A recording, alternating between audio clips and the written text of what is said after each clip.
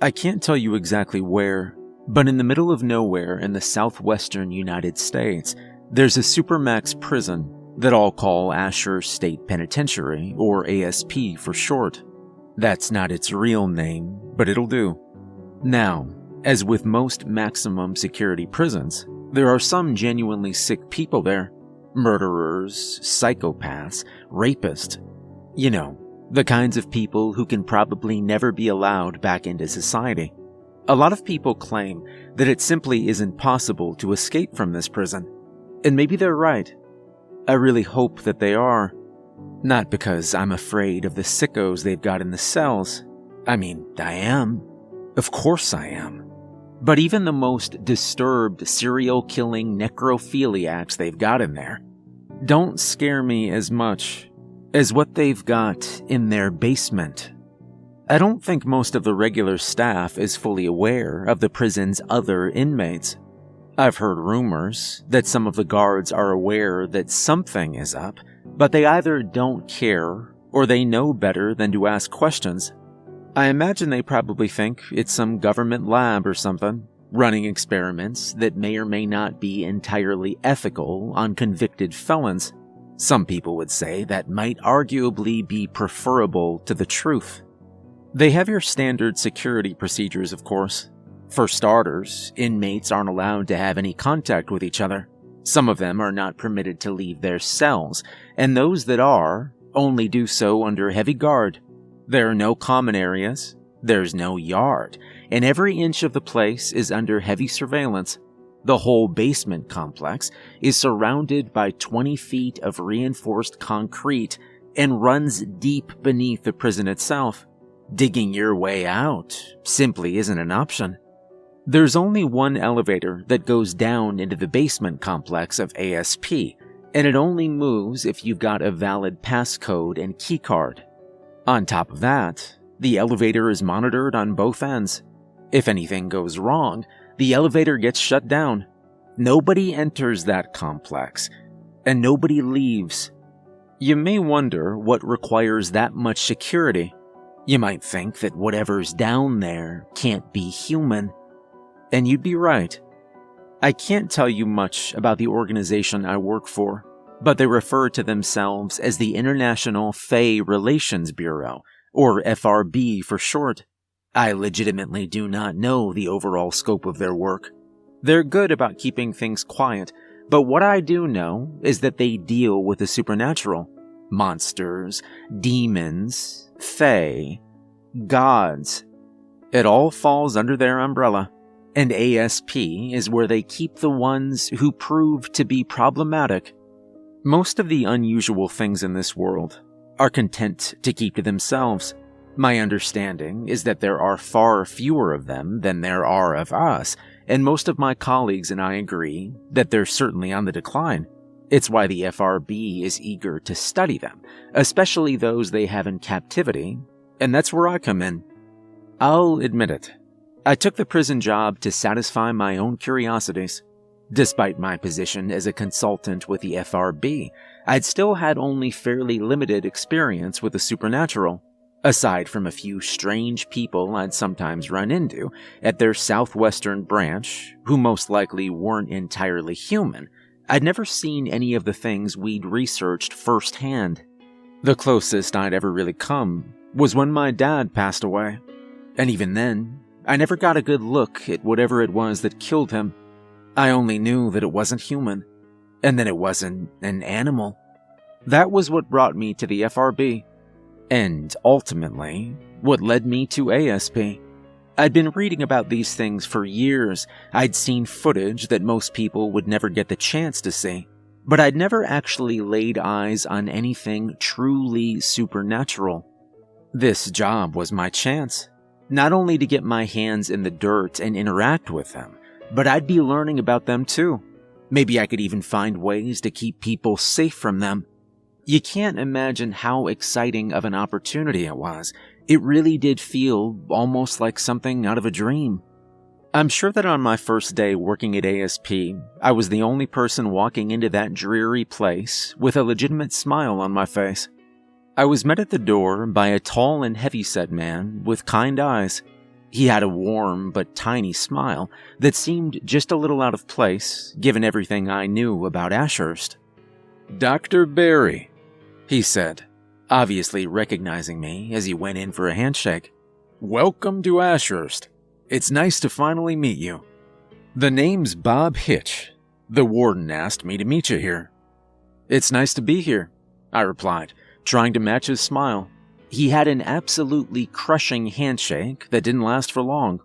"Well, I'm glad you think so. This wasn't an easy position to fill. Ashurst doesn't exactly have the greatest reputation in the first place. I'm sure you can imagine why." "I've heard some rumors," I said as he led me inside. Bob flashed his keycard to one of the guards in the front entrance, who gave him a nod. He turned down a sterile hallway, lit with fluorescent lights, and I followed him closely. "A lot of them are true," he said. "We don't typically deal with gen pop, but you'll still see and hear things. Part of the job, I'm afraid." "It can't be as bad as the inmates we're dealing with downstairs," I replied, half joking. Bob didn't seem amused. "You'd be surprised and disappointed to know just how similar the two are," he replied. Up ahead was a barred metal door that we stopped in front of. Bob looked up at a security camera in the corner of the ceiling and flashed a weary smile before a buzzer sounded and the door opened. We walked past a security booth where Bob stopped to show his ID to the guard there. "Morning, Mikey. We've got some new blood with us today." The stone-faced man in the booth glanced at me before scanning Bob's ID. He didn't respond to Bob's comment before he buzzed us through another door that led to a steel elevator door. "I assume you've been briefed on our security protocols here, correct?" he asked as we approached the elevator. He scanned a different keycard to summon it. "I was, yes. The keycards, the concrete, the surveillance." "Good. Saves me that part of the tour." He gestured for me to step into the elevator and pressed his thumb against a pad to be scanned before we descended. The ride down felt longer than it should have, but maybe it was just my nerves. "You'll be joining our research team, working under Dr. Jason Hendricks. He's all right. For the most part, they observe the behavior of our inmates, although on occasion you'll be asked to interview some of the more talkative ones. Under supervision, of course. Some of the shit we've got down here is a whole new level of dangerous. Best not to take any chances." "Of course," I said, and I paused a moment before asking, "How long since you've had a major incident?" "Like an escape? Never. We've had a few attempts, and we've had to put down a few of the more determined ones, but that's it. Our warden has one hell of a record when it comes to safety. She takes a lot of pride in that." "She?" "Elizabeth Parker, yes. She's been running this place for almost 35, 40 years. I think she's been the one in charge ever since they opened it up. It might be best to let you know up front that she's not entirely human. Vampire. You know how it is." Wait. So the warden is an actual vampire?" I asked, a little surprised. That hadn't been mentioned in the brief I'd gotten. "Yeah, that she is. I figure the FRB thought it might look better to have someone who wasn't fully human running the show down here. It's probably for the best. A lot of our staff are also either fae or empowered beings. Werewolves, vampires, mediums. Best to fight fire with fire, right?" "So, what are you?" I asked, almost a little cautiously. "I'm the head of the research division." "Right. Got it," I said with a nod before the elevator doors opened. I was greeted by the sight of another sterile hallway, although this one seemed a lot busier. Bob checked us in at a security checkpoint in front of the elevator door, before a final barred door opened to allow us into the hallway itself. "Welcome to the basement, Dr. Barry," Bob said as we stepped through. "Let me introduce you to the team." My first few weeks at ASP went about as well as I'd hoped they would. There was a slight adjustment period, to be sure, having never seen any actual fae or supernatural beings before. It was hard to figure out who was what. Just about everyone passed for a normal human at a glance, but in time, I did start to pick up on the subtleties that set them apart. Most of the guards were werewolves. You could usually tell by how chummy they were with everyone. I would have thought they'd have some sort of pack mentality, but if anything, they were just high energy and sociable. It turns out that werewolves are actually just really nice people. And that is not a sentence I ever thought I'd get to say. A lot of my coworkers on the research side ended up being vampires. They were a little easier to pick out, namely because the stereotypes are mostly true. They were pale, usually quiet, and kept to themselves. I never saw any of them eat either, although I also never saw any of them bite anyone. I still don't actually know how they feed, and I don't really want to ask. The fae and mediums were harder to pick out. Sometimes I'd catch a coworker moving something without touching it, or I'd see something a little strange and that would give it away. But without that, it was never obvious.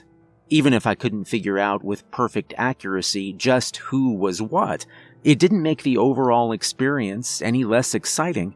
For the first time in my life, I saw the creatures I'd been researching for years up close, and it was both breathtaking and disturbing.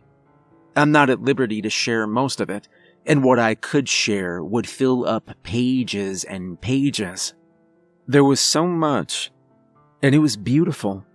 It was everything I'd ever wanted, and I suppose I really should have known better. Maybe then, I wouldn't have been stupid enough to try and talk to Vikram. I suppose it's an inherent flaw of humans to want to categorize things into neat little boxes, isn't it? Maybe it's just some doomed desire to understand that which we cannot comprehend. Either way, the FRB is just as guilty of that little sin as the rest of humanity is. They categorize entities into 5, technically 6, classes. Class 1 entities aren't dangerous. They're either small enough to pose no danger or outright benevolent. Things like mediums and most ghosts, for instance. Class 2 entities are actually dangerous, but only incidentally. Things like some of the more predatory fae or ghouls. Sure, they can kill you, and some of them might just do it because they can, but they aren't outright looking to hurt anyone. Class 3 entities are dangerous on a larger scale. Things like more powerful forms of fae and whatnot. Generally, the FRB had to put them down when they encountered them, although a few still ended up in containment. A lot of what was held at that prison were either these or Class 2s. Class 4 is where it gets interesting. These are the things that could probably wipe out humanity if they were left to their own devices. I could only think of a couple of Class 4s who were held in ASP. And even then, they were held under the strictest of containment protocols. Then, last but not least, came the Class 5s. Class 5 is reserved for the things that would flat out destroy the world as we know it if given the chance. 9 times out of 10, these were gods. I'd only heard rumors of Class 5 entities and never actually encountered one. I doubt I'd ever come close to doing so at ASP either. How exactly does one build a prison for a god? Technically, there's also a Class 6, but that's reserved for only 4 known entities who are quite literally the greater gods that hold reality together. I won't get into those. If you can't imprison a Class 5, you're not going to do shit against a Class 6, so why bother even talking about it, right? Anyways, Vikram was a Class 4 entity. He was what most people call an old fae, an ancient, corrupted dryad with quite a lot of power. From what I've read about the old fae, they're technically just a few steps down from being gods, and each can be contacted in their own special way. For the weaker ones, You just need to make your way through the woods and follow the right path.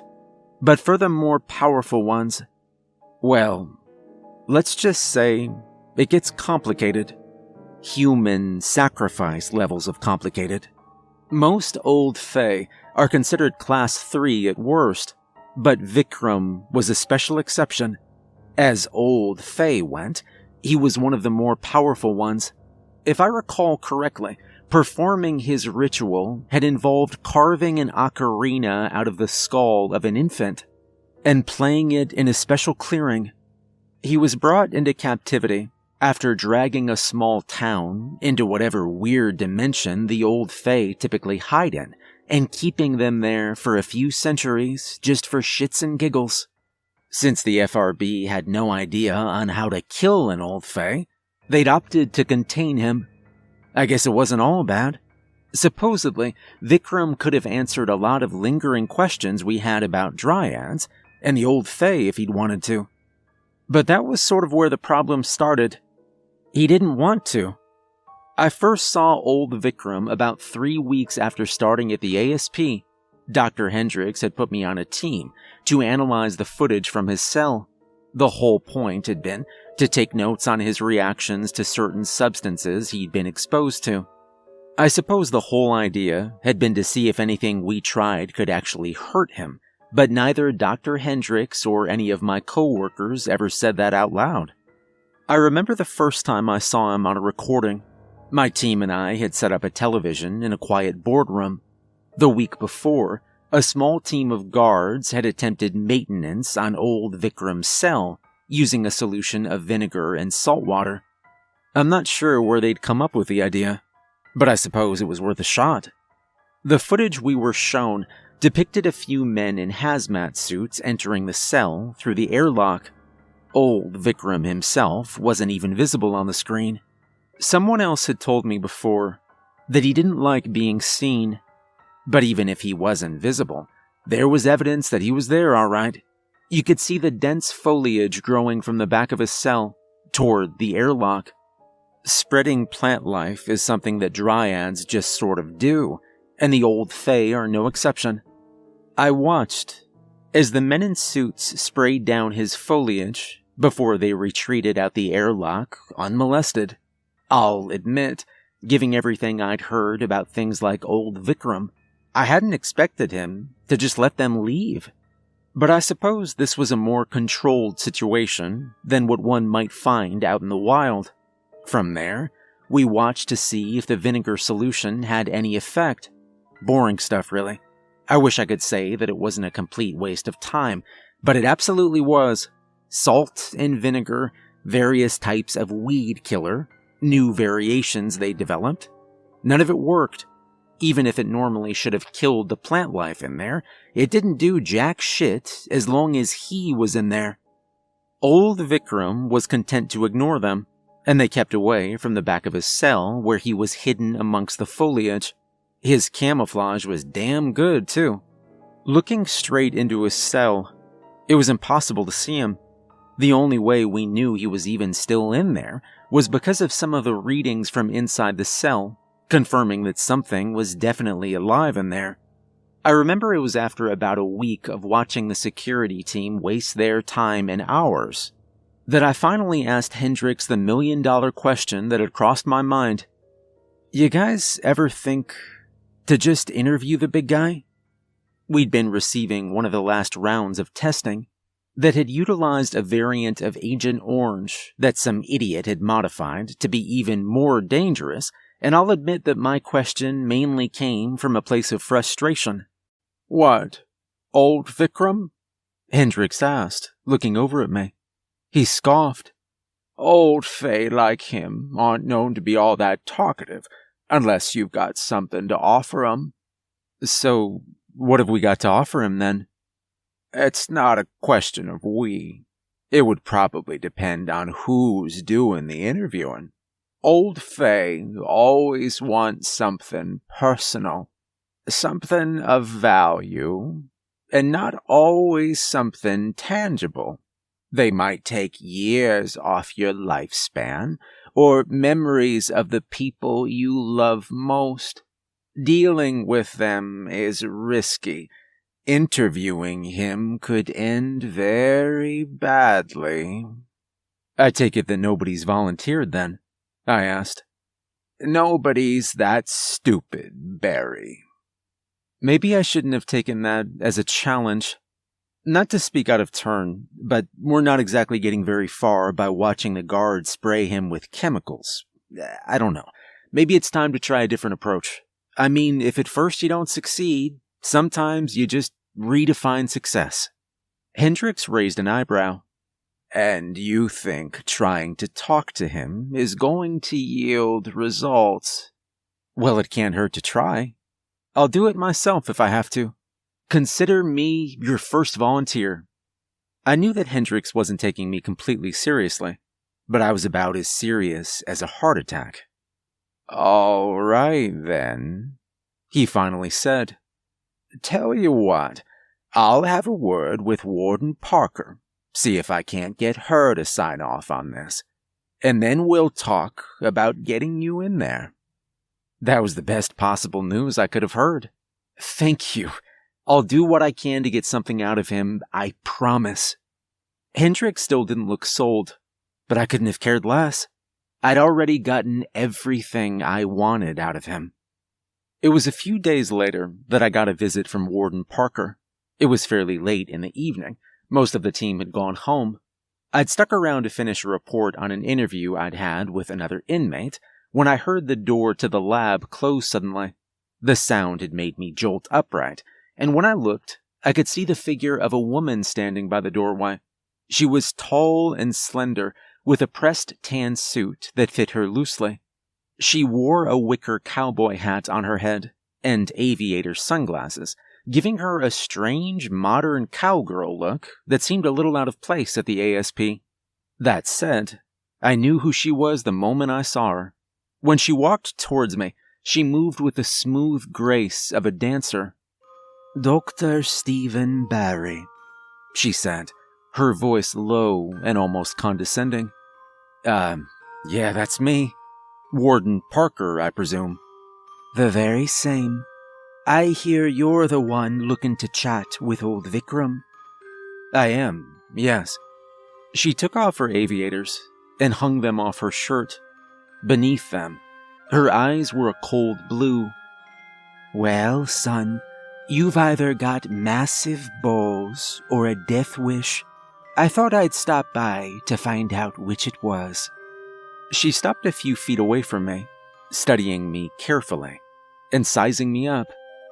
"Dr. Hendricks said that you'd never tried getting someone in there to talk with him before. I thought a change in approach might be smart." "Hendricks and his team have never tried. Bob and I, on the other hand, have. I'll admit, this was before Hendricks' time. He may look old, but I am much older, and Bob's been here with me since day one. Old Vikram was one of our original residents, and the FRB wasn't quite as smart back then, but I digress. Someone's already tried to talk to him. It didn't go well." If you don't mind, may I ask what happened?" The warden smiled, showing off gleaming white fangs. "I was kinda hoping you would. Mind if I borrow your computer, Doc?" She shooed me out of the way, and I gave up my chair for her. "We were hoping to get some actual results, so we had everything recorded. I doubt you'd have the clearance to access those files, but I do. Just gimme a sec." She closed out of my report, and instead opened up a Dropbox folder. Within a few minutes, she'd found the video she was looking for. It looked old. The footage was grainy and colorless, but I could recognize the image on the screen as Vikram's cell. The warden tilted my screen so I could get a better look before she played the video. I could see a man on the screen moving up towards a desk that had been set a safe distance back from the old Fae, who wasn't visible on the screen itself. A team of 4 guards, complete with riot shields, flanked him and took up a defensive position in front of him as he sat down. "Hey, good morning, Vikram," He said, "How are you today?" There was no reply. "We got some questions we'd like to ask you, if that's acceptable." Still no answer. "Could you tell us more about you?" Still nothing. It was hard to make out the expression on the face of the man behind the desk, but I could see a quiet frustration on it. "Well, Vikram, we've done our best to ensure your comfort. All we ask is that you cooperate with us. If you prefer we use more difficult means, we are happy to do so, but we would prefer a more respectful and dignified approach." Vikram didn't say a word, but this time, at least he replied in a sense. I could see the guards tensing up as something happened off camera. I could hear them yelling to each other before scrambling to retreat. The man behind the desk leapt up and stumbled backwards towards the door of the cell, but he wasn't fast enough. I could finally see what he and the guards saw as they shambled onto the camera. Long, grayish, humanoid figures. Their bodies were skinny to the point where their ribs were visible against their skin. There were at least 6 of them, and they rushed forward, charging at the guards and quickly overwhelming them. The men didn't stand a chance as the creatures ripped into them with claw and tooth. The man who'd been behind the desk had made it to the door and pounded on it, screaming to be let out, before one of the grayish humanoids pounced on him, forcing him to the ground as it began to bite at his face and throat. His terrified struggles didn't last long. Within seconds, his arms had gone limp in death, and the only sounds I could hear from the video were the distorted screams of the creatures that Vikram had set loose. The warden stopped the video there. "Old Fae are remarkably powerful," she said plainly. "Even now, I doubt we know just how strong they really are. 50 years ago, we had no idea they could be captured. 40 years ago, we had no idea they could summon packs of ghouls out of thin air. 20 years ago, we had no idea he'd figured out how to open the door. And 5 years ago, we had no idea how he'd survived after we modified his cell to deprive him of air. It's taken a lot to keep old Vikram captive, and my top priority is finding a way to kill him, not to get his autobiography." "Those people in the video," I asked, "are they dead?" "Yes. We couldn't even retrieve their bodies, and I'd rather not have another incident like that.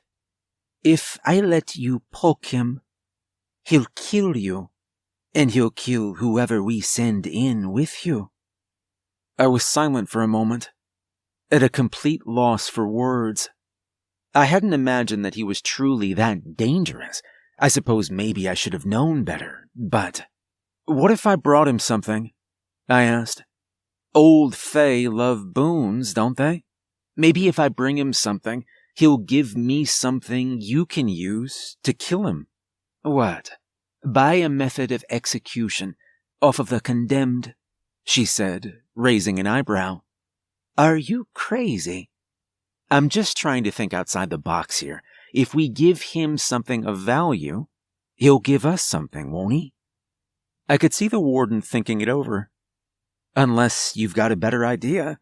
It's worth a shot, don't you think?" She just chuckled. "You don't give up, do you? Tell me something, Doctor. Why do you want to get in there so badly?" "I just want results," I said. "I came here to study things like him up close and personal, and if I can help with this..." The warden studied me quietly for a moment before deciding that my answer was good enough for her. She closed the video and got up. "All right then. I'm going to approve your request to speak with old Vikram. I assume you have some idea as to what you're going to give him in exchange for this information." "I do," I promised her. "Let's hope it's good enough. I don't want to leave you to die in there, but if I have to preserve the safety of the others who work at this installation, I'll do it without a second thought. Good luck." And then just like that, she was gone. When I was 8 years old, my dad bought me a model submarine. We'd spent the next few weekends working on it together, building it piece by piece. At the time, the complexity of it had been intimidating. The glue, the tools we'd needed, the engine. He told me it was just a Lego set, but it had felt so much bigger than that. When we'd completed it, it was something greater than anything else I'd ever built. Just looking at the finished product had made me feel like I'd done something incredible. Like building that submarine had been what turned me from a boy into a man. Even after my father passed, it kept a special place in my heart and had consistently found its home in a place of honor on the various shelves of the various places I'd lived over the years. There was nothing I loved more than that little submarine, because it reminded me of my dad. It reminded me of the best days of my life. I knew it wasn't going to be easy to part with it, but I was sure that this would be worth it. On the day that I was supposed to stare down old Vikram, I arrived at work carrying the submarine in my arms, cradling it like my own son. Bob met me at the door, just like he had on my first day there. "Morning, Dr. Barry," he said warmly as he held the door open for me. "Big day today, huh?" "Big day," I repeated, and I caught him looking at the submarine. I could see a hint of doubt behind his smile. "So, I take it that's your offering?" "It's the best thing I've got," I replied. "God, I hope so. Never seen the warden so antsy before. I am amazed you talked her into this." "You and me both," I said, as we made our way down the hall. I'd be lying if I said I wasn't the least bit antsy myself, but I'd already made up my mind. Old Vikram's cell was one of the most high-security setups we had. It was away from the other cells and down a sealed-off hallway that could only be accessed from the outside.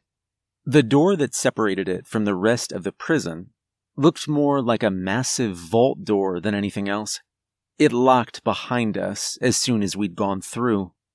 On the other side, I could see a control room that watched the inside of the cell through cameras and monitored both the vacuum-sealed state of the reinforced cell and several sensors to ensure that old Vikram was in there, even if they couldn't see him.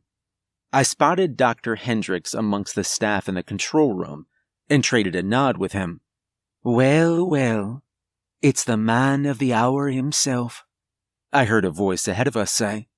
The warden waited by the small airlock that granted access to old Vikram's cell. It had been designed to be too small for him to fit through. "There's still time to back out if you're having second thoughts. Nobody here would blame you in the slightest," she said. "And deny them a show?" I asked. "No, I'm as ready as I'm gonna get." I could see her studying me, looking for some trace of a lie. I'm not sure if she found one or not. "I'll take it from here, Bob," she said. Bob just gave her a respectful nod, then patted me on the shoulder. "Good luck, friend," he said, before heading off to the control room. The warden watched him go before her eyes returned to me. "We've sent some people in to set up a desk for you to sit at. I'd advise you stay at it. Whatever you do, don't cross the red line in the cell. If you sense anything out of place, leave immediately. If we can get you and your security detail out safely, we will. But in the very high possibility that we can't." "I understand," I said. I really hope you do." She looked down at the submarine in my hands. I couldn't tell if it was a look of approval or not. Either way, she didn't comment on it. "I'll be out here. We'll be sending you in momentarily. I'll have Bob seal the blast doors on the control center and in front of the vault, then we'll send you in. If things go bad, we'll have to vacuum seal the cell again, and if necessary, freeze it. If it's any consolation, it'll kill you quickly, assuming you're not already dead. Hopefully I'll see you on the other side. But if I don't, it was nice knowing you." Likewise, ma'am." She cracked a small smile before gesturing to a group of 8 guards who'd been lingering nearby to join me. Just like the ones in the video, most of them were equipped with riot shields, although I spotted 2 men with full-on flamethrowers. An alarm sounded as large metal doors closed over the entrance to the control room and the vault that led to the rest of the prison. My guards took their places by the airlock and entered first. The warden watched quietly before nodding at me to go inside after them. The door of the airlock closed and sealed behind me with a hiss, and I could feel the air around me change to become colder and more humid. The first thing I noticed when the airlock opened was the smell. It was moist, earthy, and a little sour. My security team fanned out around the desk that had been set up for me and took up their positions. Once they were there, one of the men with a flamethrower gestured for me to join them. I'd never actually seen the full scope of old Vikram's cell before. All I'd seen was the video taken from one of the cameras in the corner. It seemed so much bigger in person, like a school gymnasium. The far wall looked overgrown with vegetation and parts of trees that should not have been able to grow down there. It was impossible to see anything clearly amongst it, but I knew that old Vikram was there. Even without seeing him, I could feel him watching me. Slowly, I approached the desk and set my submarine down onto it before taking a seat. I cleared my throat, struggling for a moment to find my voice, before at last I was able to speak. "Good morning, Vikram," I said softly. "I've come to you with an offering, something that means everything to me. I'd like the opportunity to speak with you, if you'll permit me that." My voice echoed off the walls, and at first there was no response. I only stared ahead at the dimly lit wall of vegetation, looking for some sign of life or movement. For a moment, I began to wonder if I'd wasted my time. What if he didn't accept my offering? What if he didn't even want to speak with me? And then I saw it. The leaves on the far end of the room shifted. What I thought was just the bark of some impossible tree twitched and creaked as it moved. At first, it was impossible to make out the shape of its body. Limbs that seemed impossibly long detached from the wall, although I couldn't tell what was supposed to be an arm and what was supposed to be a leg. A large shape I'd initially mistaken for a burl of bark detached from the wall and turned to look at me. In the low light, I could see a skull-like face on it with pale, beady eyes that watched me closely. "An offering? How very quaint," a voice hissed as old Vikram revealed himself. His body seemed to be made of twisted, gnarled wood with branches and leaves jutting off of it. His limbs seemed impossibly thin, and yet he carried himself on all fours like a predator. "Too long has it been since one has offered tribute? and never before has one of your kind offered it." I could hear the groan of creaking wood in his voice as he surveyed me and my guards, seeming almost amused by the sight of them. "What is your game, human? What is it that you seek?" "Just to learn," I said quietly. "More about you. More about your kind." "So coy are you? Very well. Your offer is accepted. Too long has it been since I've had someone to talk to." I pushed the submarine towards the edge of the desk and watched as old Vikram outstretched a gnarled hand to reach for it. I could see my security team tensing up, anticipating an attack, but they held their fire as Vikram took the submarine. As his fingers closed around it, I could swear that I saw grayish flesh in between the wooden carapace on his hands. It had a sickly sweet, moldy smell to it. "What was it you wanted to know, human? Ask." "Let's start with the old fae like you. What are you, exactly? Where did you come from?" "Where? From the earth, as all things are. Even you. We are those who survived you. We are those who sought refuge from your kind, moving into deeper and darker places, adapting to it as need be." "You were seeking refuge from us?"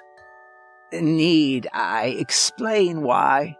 Our kinds have never been fated to live in harmony. In generations past, you feared us.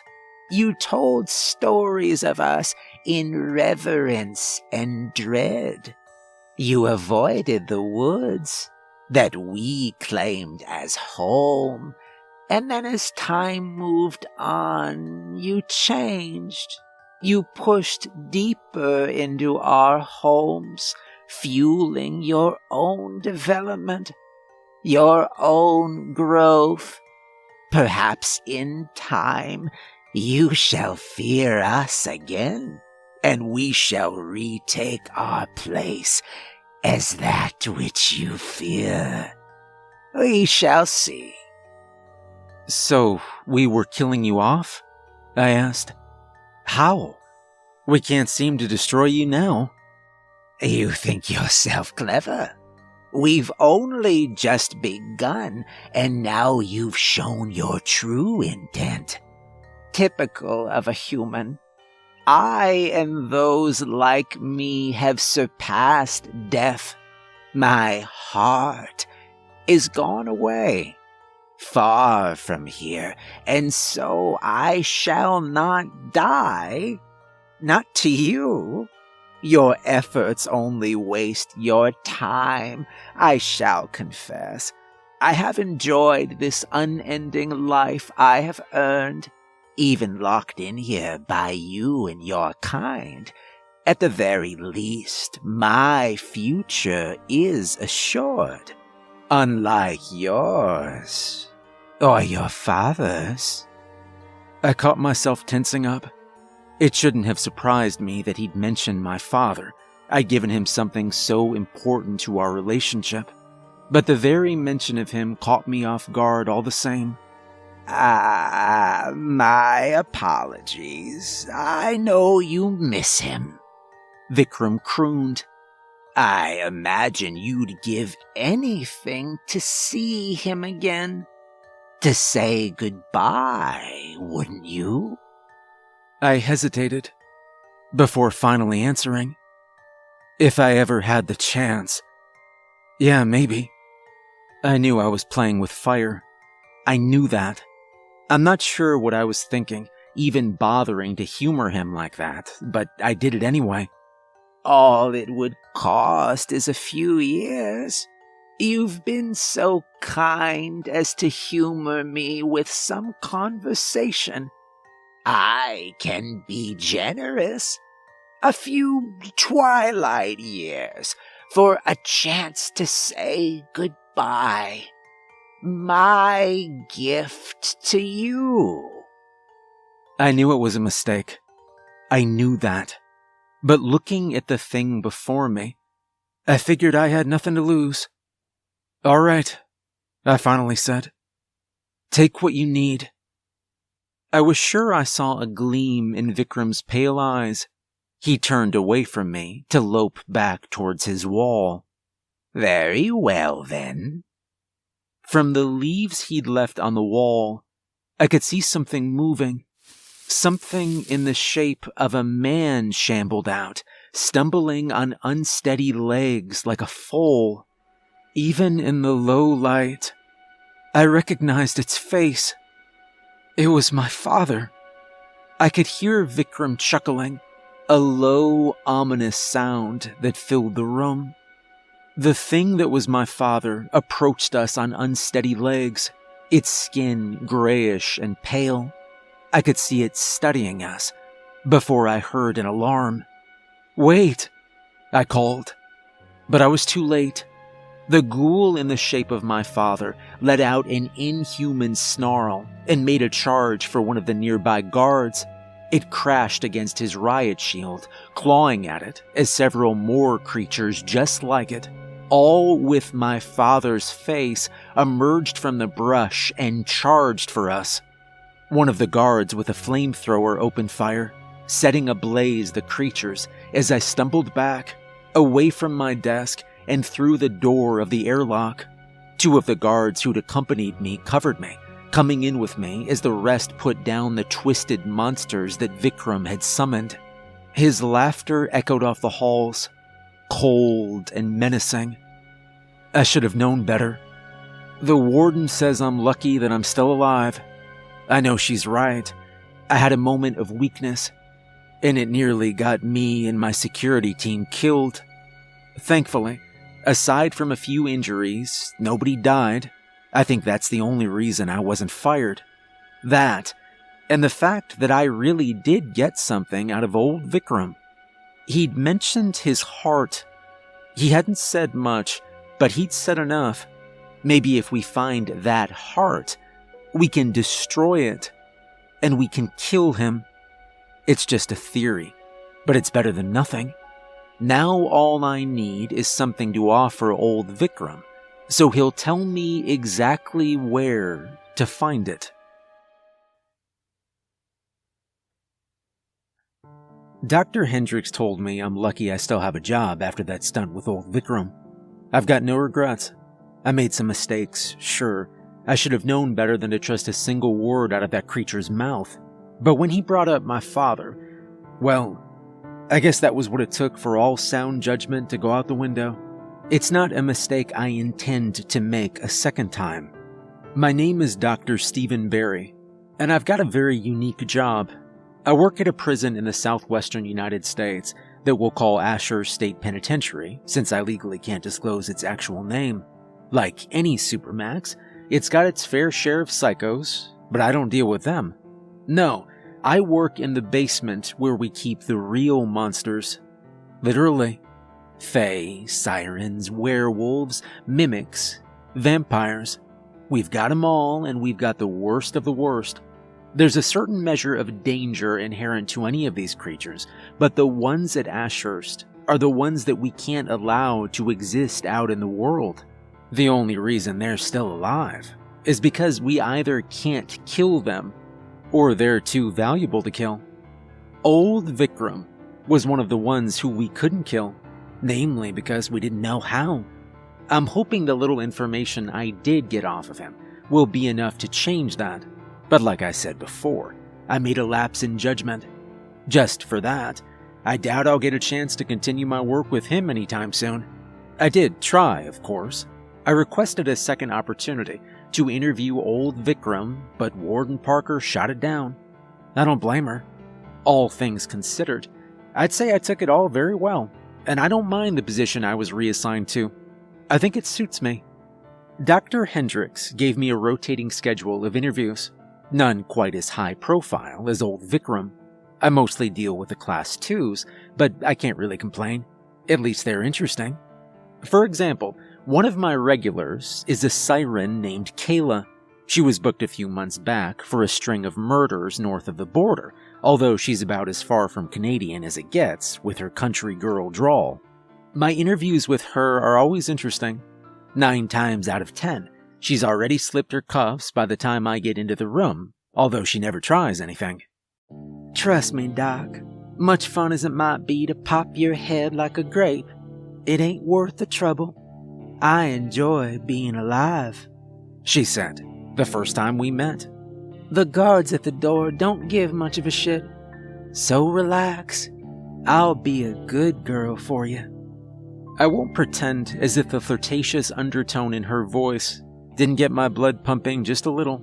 Sirens are almost universally gorgeous, and Kayla was no exception. With sun-kissed skin, shining brown eyes, and long brown hair that she usually tied back into a ponytail. She'd usually leave the top buttons of her plain gray jumpsuit undone to show off some cleavage. She had a figure that was both athletic and voluptuous, with curves in all the right places. She was the kind of girl who most people would probably do anything for.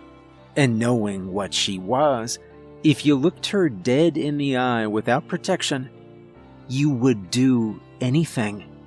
You see, sirens have a few very unique traits. First and foremost, they're amphibious. They can manage on land just fine, but they need clean water to soak in, or else they'll dry out and die. Their second unique trait is just how adept they are at hunting.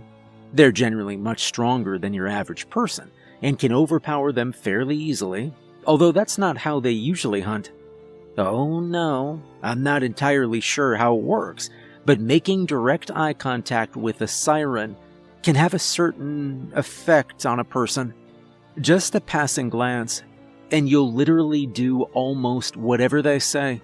It's not exactly foolproof. Some people can resist it, others crumple like paper, and there's always a limit to just how far they can push someone. It always varies depending on how strong that person is, versus just how strong the siren is, and to my knowledge, their little ability doesn't work on everyone. For example, vampires, mediums, and most fae are immune to it. As a rule, whenever any one of our staff interacted with a siren, there was a particular visor we needed to wear.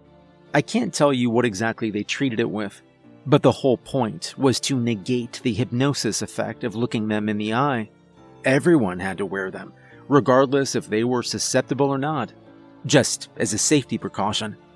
As for the third unique thing about sirens, they're hemivores, which means they need fresh blood in their diet to survive. 9 times out of 10, it ends up being human blood. I heard a theory once, Kayla had said to me once. It was during one of our routine interviews, and she was avoiding my questions as per usual. You know about the uncanny valley, right, Doc? I'm aware of it, I'd said. Why? Somebody once told me that humans are the only ones who experience it. You know how some animals will try to screw things that look like animals, but aren't? Like decoy models or something. You don't usually get that with humans. Usually. And your point is? Well, according to the theory I heard, at some point humans learned to fear things that looked like them, but weren't them, and that was a valid enough fear that it was passed down through the generations. But of course that then raises a very important question, doesn't it? Just what was it that you people were so afraid of? Does your theory have any suggestions as to what this thing was? I asked. Nah, but I think I do. She leaned in towards me, grinning from ear to ear like the cat that ate the canary. I think it was us. Fae. Monsters. Whatever the hell terms you folks use, I mean, If the shoe fits, right? We're your only natural predator. Things like me. We're the only things out there that hunt you for food. My brow furrowed a little. I made a note of what she said, and she watched me. It's possible. The only problem I can see with your interpretation of that theory is that we're working closely with several of your kind, and there's no predator-prey relationship there. Oh my, Doctor. Are you talking all sciencey to me now? Well then here's my counter-hypothesis. They've all lost their way. But me? I'm one of the few who still remembers what I am. What I've always been. For the past 500 years. And look what that got you. I imagine that kind of attitude is what led to your excommunication from your former community and subsequent rampage across the province of Ontario, where you killed 30 people? Kayla just scoffed and leaned back in her chair. Oh, I told you, I don't remember how many there were. As for where I put the bodies, well, that's my little secret. I never asked about the bodies. We've danced this dance before, Doc. You were about to slip it in somewhere. She absent-mindedly pushed her empty cuffs around the table. I only ask because we'd like to give the families of your victims closure. You can respect that, can't you? Honey, I don't do happy endings. Although for you, I might make an exception. She cracked a small grin, exposing a row of jagged animal fangs. How about you slip into my cell one night? I promise I won't tell the guards. That's a generous offer, but I'll pass. My watch beeped and I checked it. Our time was up. I collected my notes and Kayla sighed. Aww, is our 30 minutes up already? Same time next week, Doc. Have a nice evening, Kayla. She just chuckled in response. She winked at me before the guards entered the room from behind her. She put up no fight as they put a pair of fresh cuffs on her, and I left the interview room behind. After I was done with Kayla, I headed back to my cubicle and logged my results from her interview, although I can't say she'd given me much, as per usual. My brief had been able to get further info on the number and final resting places of her victims. I hate the concept of calling anyone a lost cause, although after over a month of working with her, I was sure that she was never going to talk. At least our chats were interesting, and she was more subdued than most of the other inmates I dealt with. I was mostly done with my report when I heard the door to the office space open and close. Given that it was fairly late in the day, I was one of the few people still in the office, and that alone told me who it probably was. The footsteps made a beeline straight from my desk, moving quickly and with purpose. Good evening, Dr. Barry, the warden said. Her voice was calm, so I took that as a good sign. Warden, I said, looking over to give her a polite nod. How are you doing? Great. Still trying to figure out the source of that damn ozone smell they keep complaining about in the server room, but otherwise great. Still? Seriously? If it's not one thing, it's another. She sighed. I assume you're logging in the results of your siren interview, correct? Yes, ma'am. And after that, I'm out for the evening. The look in her eye told me I wasn't about to head home. Well, I'd hate to keep you, but if you've got a moment, we need someone to have a little chat with Malachi down in Sector 2. I knew Malachi. He wasn't on our usual rosters of interviews, but I'd dealt with him before. He was a vampire, a very old and ornery one, too. As far as we knew, he'd been kicking around since at least the time of Emperor Nero, and he could have been much older. He wasn't usually one for conversation, so there was really no way to tell for sure. What kind of chat? One of the guards caught him reading something in his cell yesterday. This she said. She slipped something out of her pocket and placed it on my desk. Looking at it, it looked like a crumpled up piece of toilet paper. Something had been gently scrawled on it in pen, but I couldn't make heads or tails of it. The language wasn't one that I recognized. "You found this in Malachi's cell?" I asked, frowning. "This and a few others. Looks to me like he's made a friend. We've been running checks on various cells while the occupants were otherwise either subdued or out. Balkan, Kayla, Lay, Darren. The list goes on. If it was any one of them, they weren't dumb enough to keep the evidence. Although I can't imagine any of them would be smart enough to pull this off either."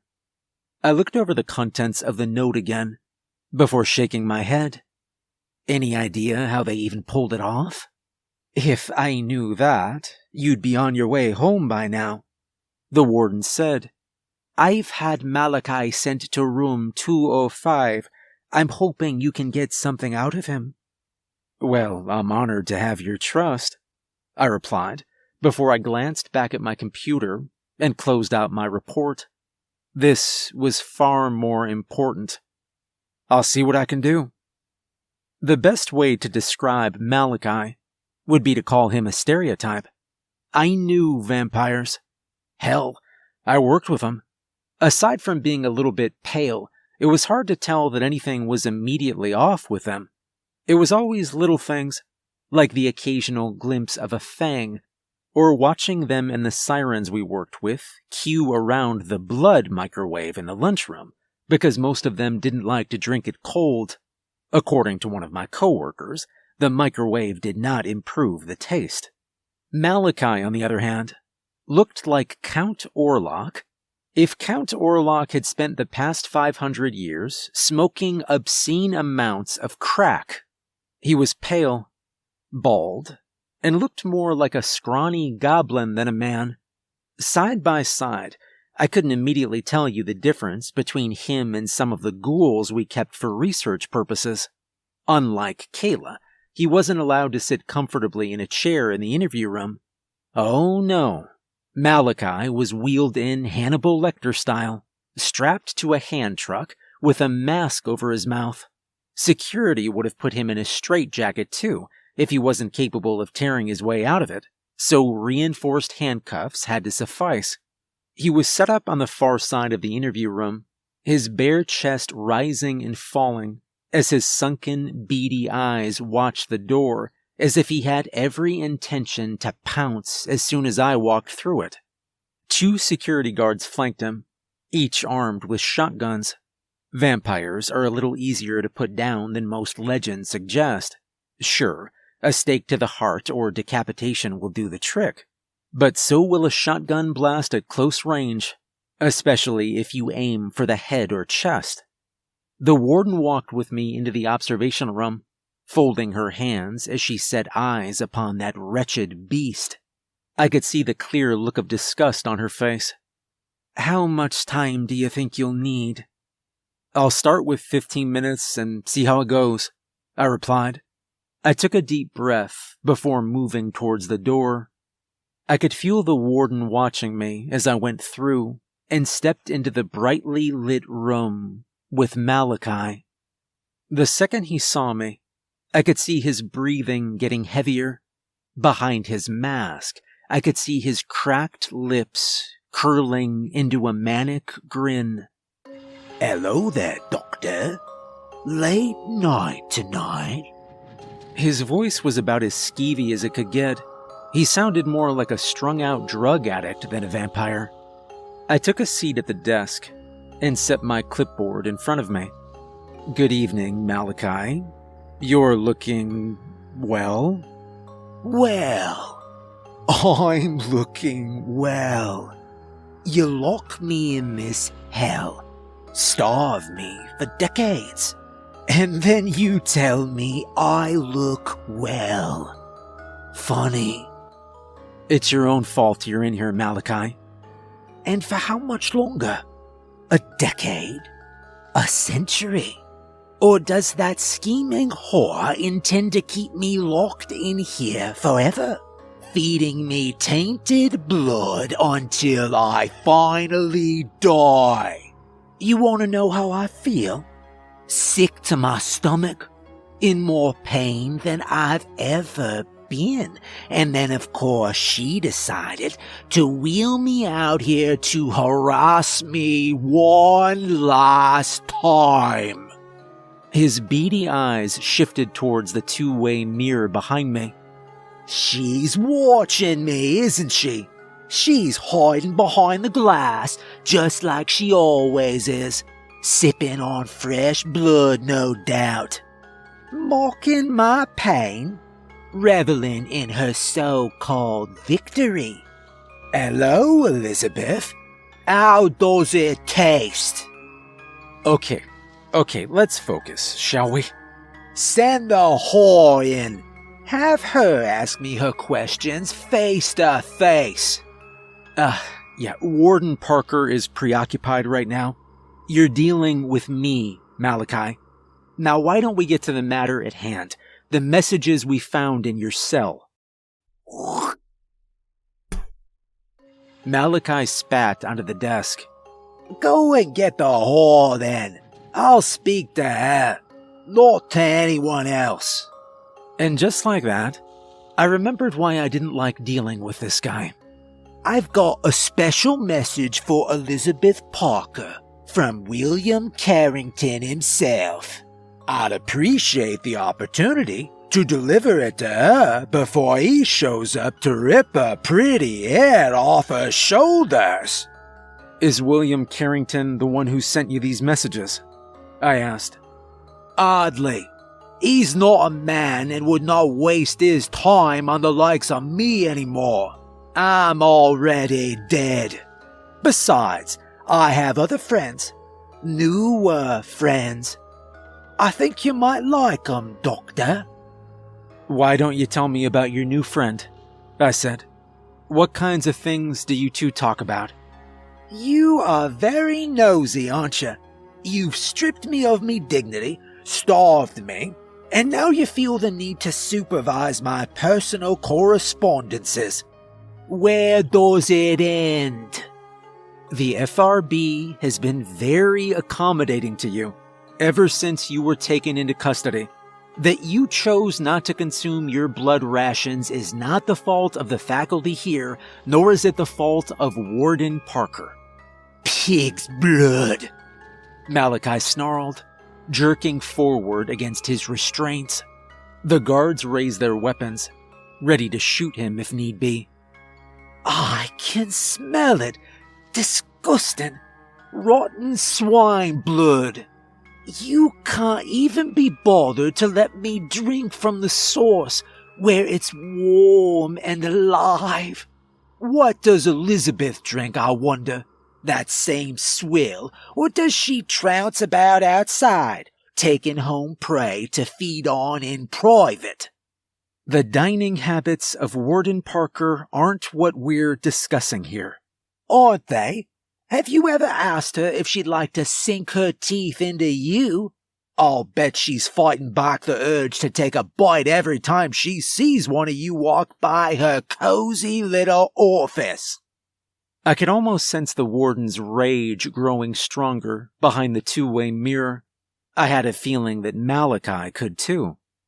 If it's human blood you're after, then perhaps we can make a deal. How about you give us a little more information on your new friend, and then we'll put blood on the table.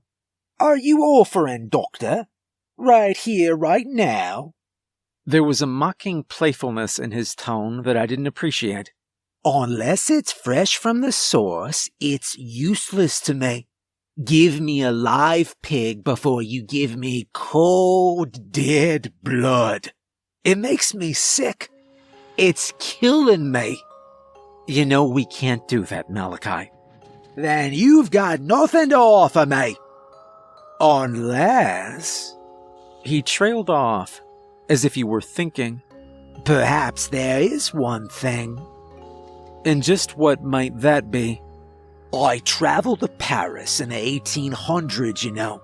Perhaps 1850.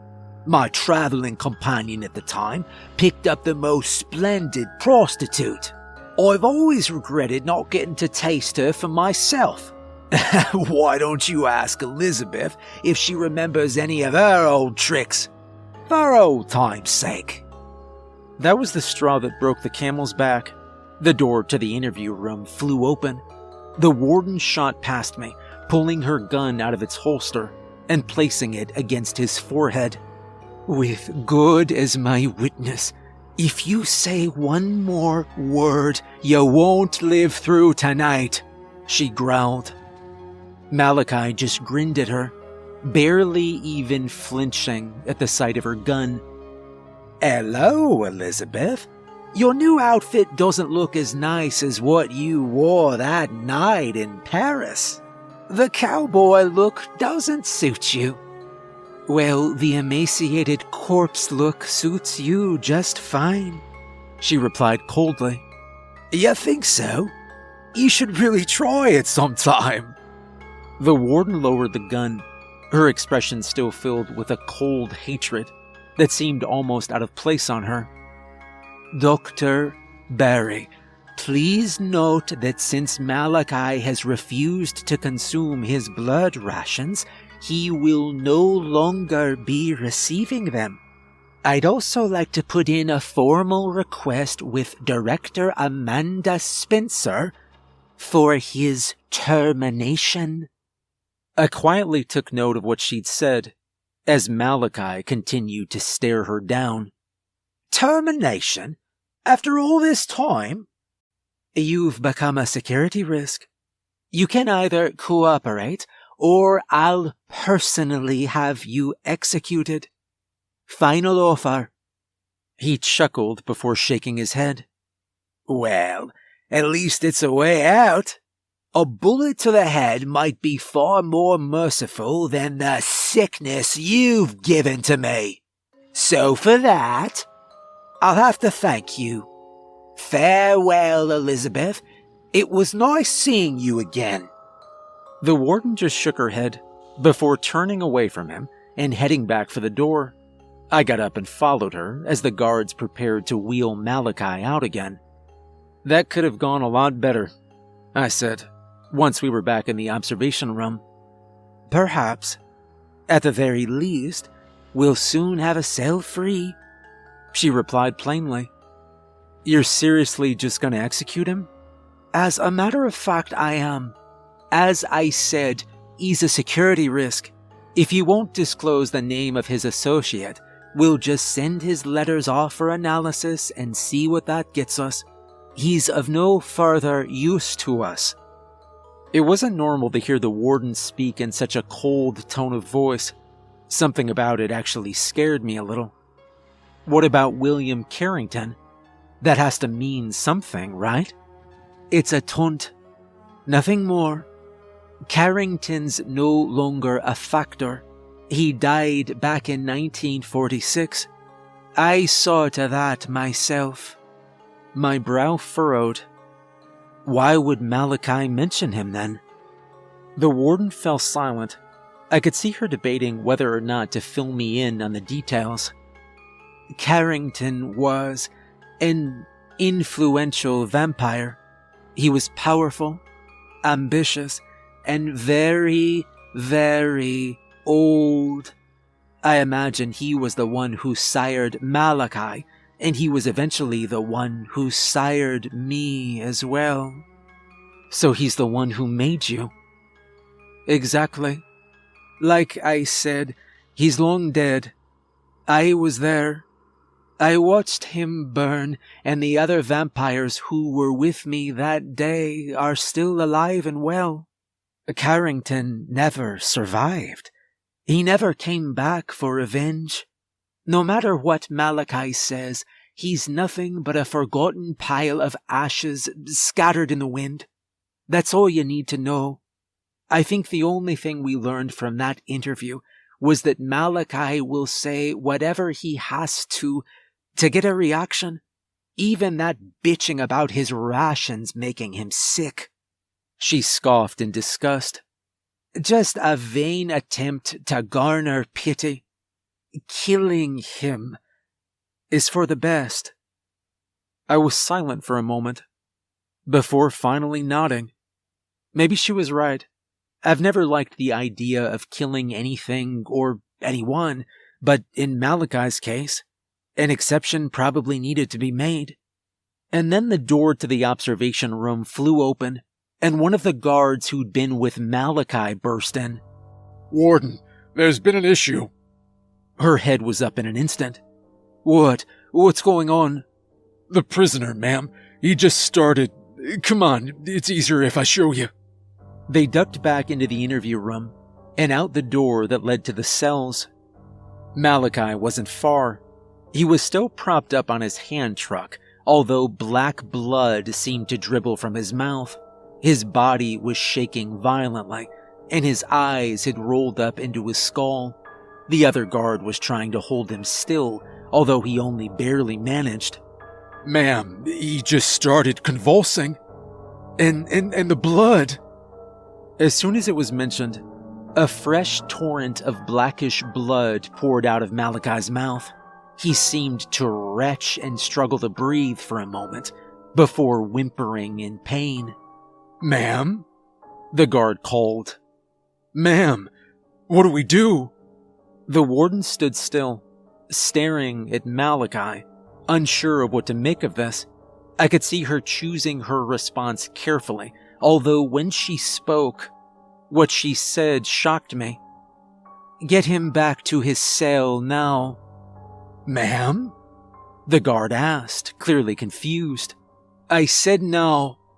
"Warden, he's puking up blood and convulsing," I said. We need to send him to medical." "Medical? For him? He doesn't get sick. He's faking it." If he was faking it, he was doing a damn good job. His breathing seemed heavy and labored. His body twisted in on itself as he retched, spilling more black blood out onto the floor. I was sure I saw actual fear in his eyes. "This doesn't look fake," one of the guards said.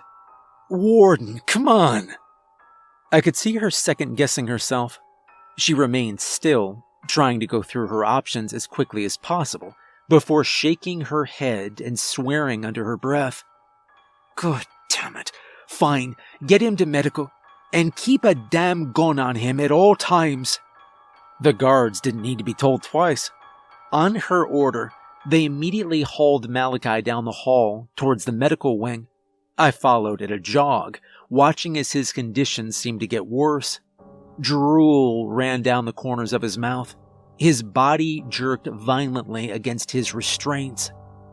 The medical wing beneath Ashurst is used for staff more often than prisoners, but it wasn't unheard of for some emergencies to be treated there. Given the late hour, there was only a skeleton crew on by the time we got Malachi in, but they moved quickly. He was moved to one of the rooms reserved for inmates, a specialized, reinforced cell that keeps them sectioned off from the rest of the patients. The guards followed him in, as did I. Through the window of the cell, I spotted the warden watching us. Her expression was difficult to read. Suspicion, confusion, and more than a little concern. I doubt the latter was from Malachi. I let some of the nurses and guards handle him. This was more their field anyway. Instead, I went to check on her. "This doesn't make any sense," she said under her breath. "Vampires don't usually get sick." "Usually?" I asked. She didn't reply. Look, I don't want to play devil's advocate, but maybe he was telling the truth about feeling sick earlier. I don't know, that's possible, right? She just shook her head. "I'm gonna call Dr. Burr. Have him take a look at this. Make sure it's nothing infectious. Keep an eye on him.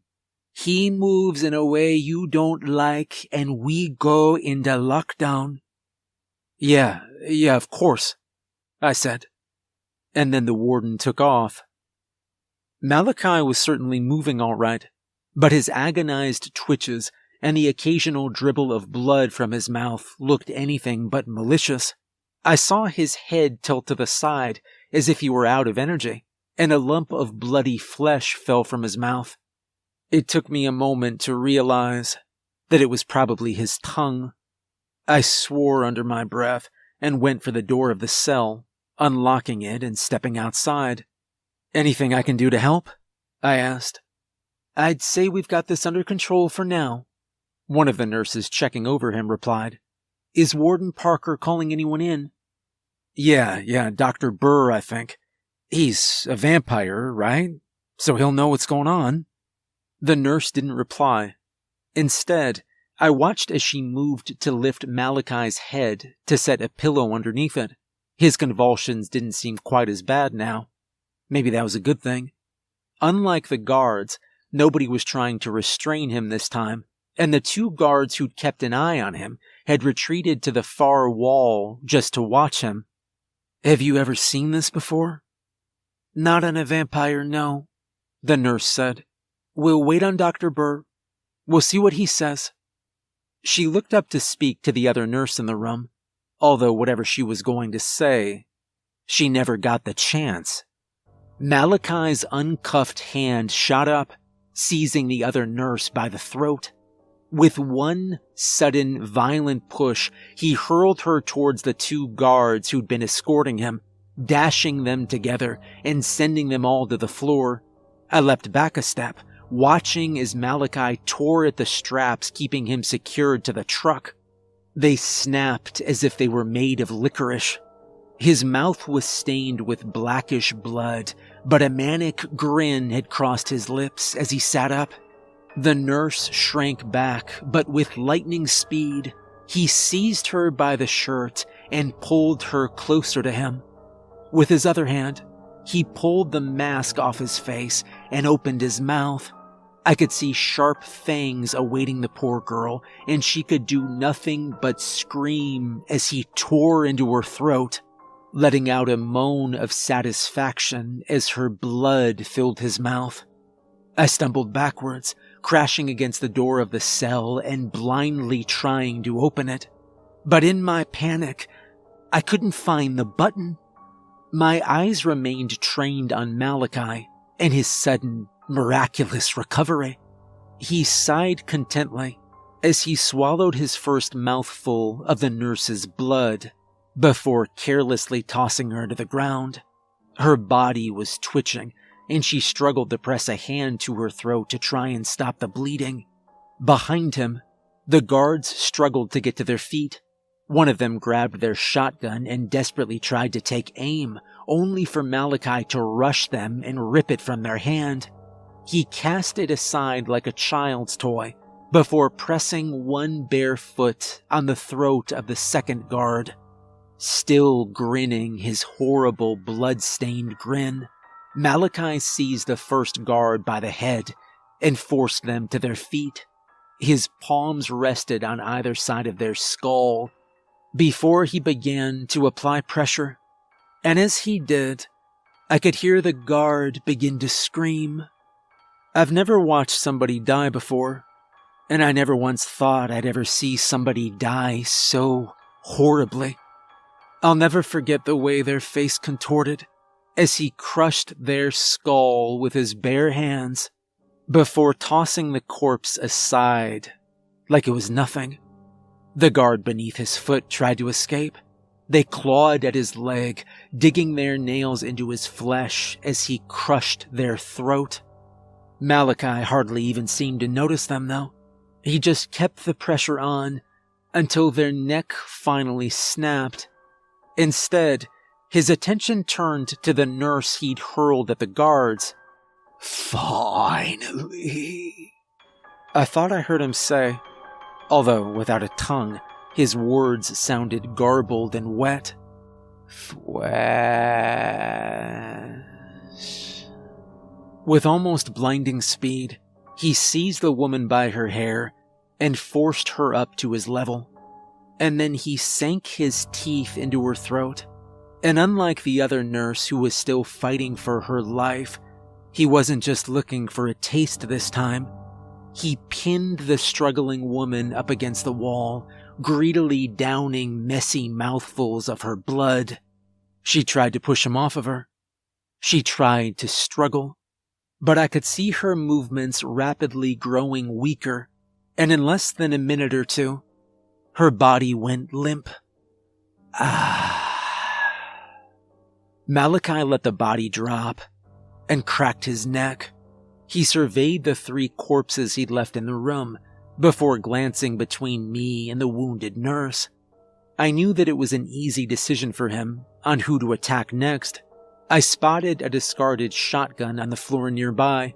I knew I didn't have a chance in hell of reaching it before he got me, but given the circumstances, I would have preferred to die fighting than die screaming. I moved. So did Malachi. He slammed into me before I even got close to the shotgun, displaying an incredible strength that didn't seem to fit his withered form.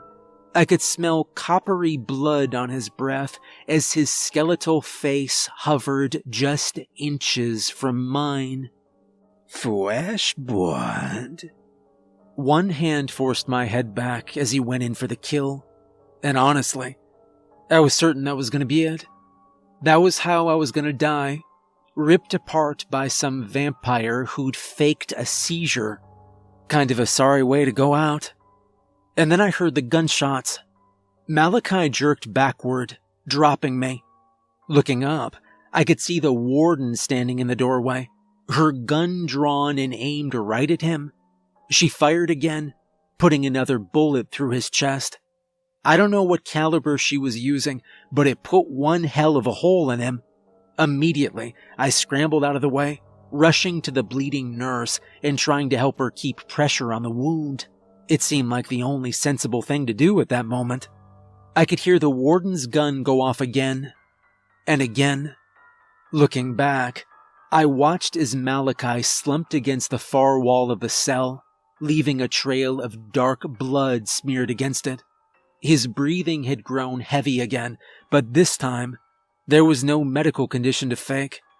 This time, I was sure I could hear him laughing.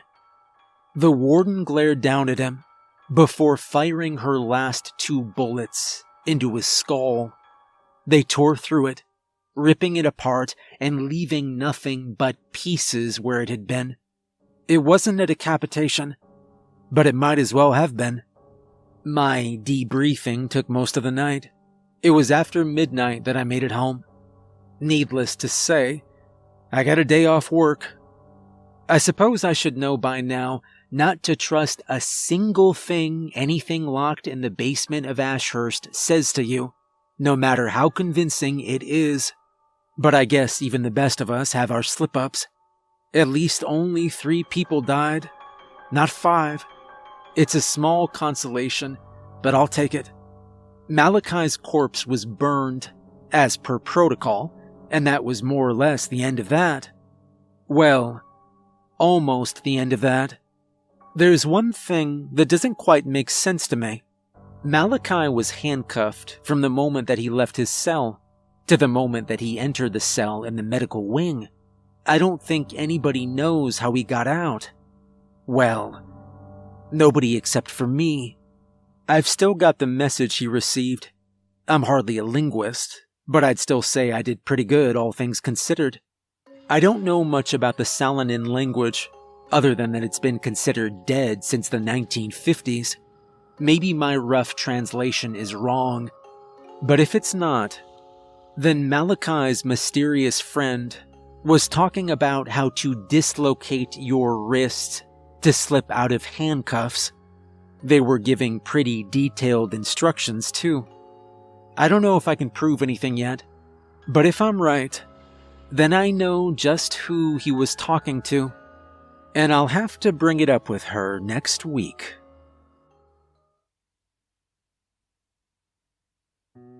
If you've been following me up to this point, you'll know that Ashurst is a little more than just your regular prison.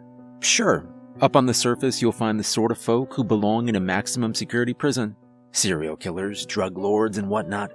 But down in the basement where I work, that's where you'll find a whole new breed of messed up.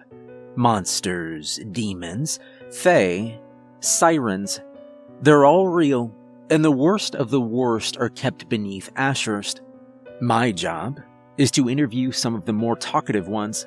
You'd think it would be easy, but trust me, I don't think there's a more dangerous job out there. After my late-night run-in with our former inmate, Malachi the Vampire, I got a week off to relax after the whole ordeal. I just wish I could say I was actually able to relax. If you've never had a vampire fake a seizure just so they could create enough of a scene to slip out of their restraints and finally taste some fresh blood, it's not an experience I'd recommend. Malachi's little stunt had left 3 of our staff dead, one staring down a new life as a vampire, and me with some brand new nightmares. Considering how close Malachi had gotten to tearing out my throat, I consider myself lucky that the warden stepped in and killed him when she did. If she'd just been a few seconds later, I might not be typing this right now. I think it goes without saying that I'd been thinking about Malachi a lot during my time off, not just because he'd come very close to killing me, but I couldn't help but notice that there were a few things weird about how everything had gone down.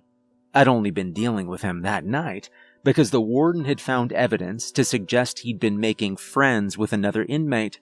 Considering that for the safety of the staff, we don't let certain prisoners out of their cells, that was a little concerning. Malachi was the sort of high-risk monster who was supposed to stay locked up at all times. He wasn't something that could be rehabilitated. The only reason he'd been kept alive was for research purposes, so he really shouldn't have been socializing with other prisoners. And yet, someone had sent him some pretty detailed instructions on how to slip out of cuffs, in a pretty obscure, dead language, no less. Salonin isn't exactly a language that people spend a lot of time talking about. It's native to an indigenous people from California. Some records I've pulled placed Malachi in the region for a significant chunk of the 1700s. He'd supposedly been present during the Spanish occupation of the area. It probably wasn't a stretch to assume he'd picked up a few new languages while he was preying on the locals. As for who else could have possibly known it, well, that was a little bit harder to figure out. I could have spent months going through the history of every ancient inmate at the prison, trying to track their movements over the past few centuries, and I probably would have come up with nothing. Thankfully, whoever had sent that note to Malachi had left one very big clue to their identity. Out of the hundreds of creatures we kept locked down in Ashurst, I only knew one who had a reputation for slipping her cuffs. Kayla Del Rio. She's a Class 2 siren I've been dealing with for the past little while. I wouldn't outright call her a model prisoner, but we have much worse than her locked away in Ashurst. As monsters go, she's not that much of a pain in the ass. Although if she was the one who told Malachi how to get out of his cuffs, well, I've been wrong about inmates before. As soon as I got back from my leave, I was itching to have a little chat with Kayla about Malachi. I wasn't sure just how forthcoming she'd be with information. Everything I had to suggest she even knew Malachi existed was circumstantial at best. I could have just as easily gone and blamed any other inmate. But my gut told me that it was Kayla. I wasn't scheduled to speak with her until close to the end of the day, and I was busy enough that I didn't have time to bump her up on my list.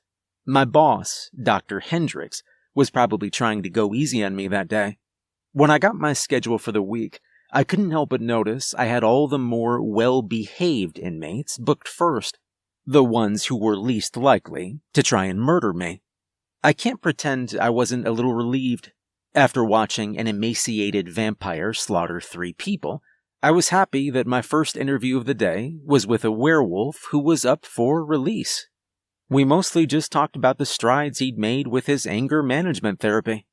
Maybe I just believe in people too much, but I was good and convinced that he wouldn't turn into a giant wolf just to threaten his neighbor during an argument again. I consider that progress. Then I had another siren, who'd thankfully only been busted for reckless driving. She was only at Ashurst because it was the only prison that would take into her account her particular needs for survival in captivity. Hey, I didn't say that every inmate we had was the worst of the worst. Some are just idiots who can't be sent to a normal prison. Honestly, those are my favorites. It was during my lunch that my pager beeped with an urgent notification from Bob Hitch. Bob was the head of the research division, and any message from him was not something that could wait. New tenant to be processed.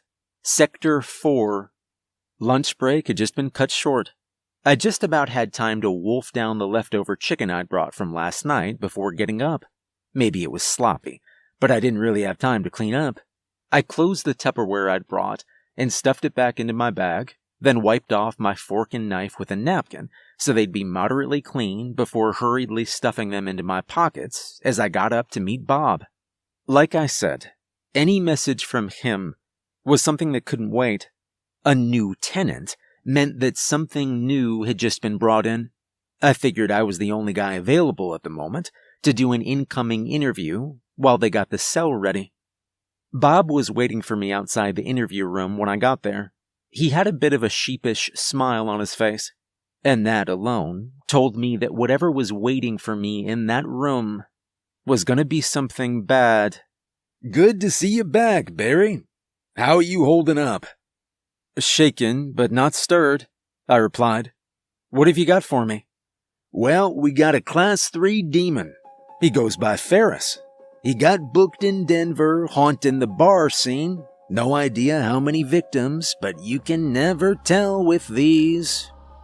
Okay, so this was bad, I thought. Demons are complicated things. Unlike most fae, they aren't born the way they are.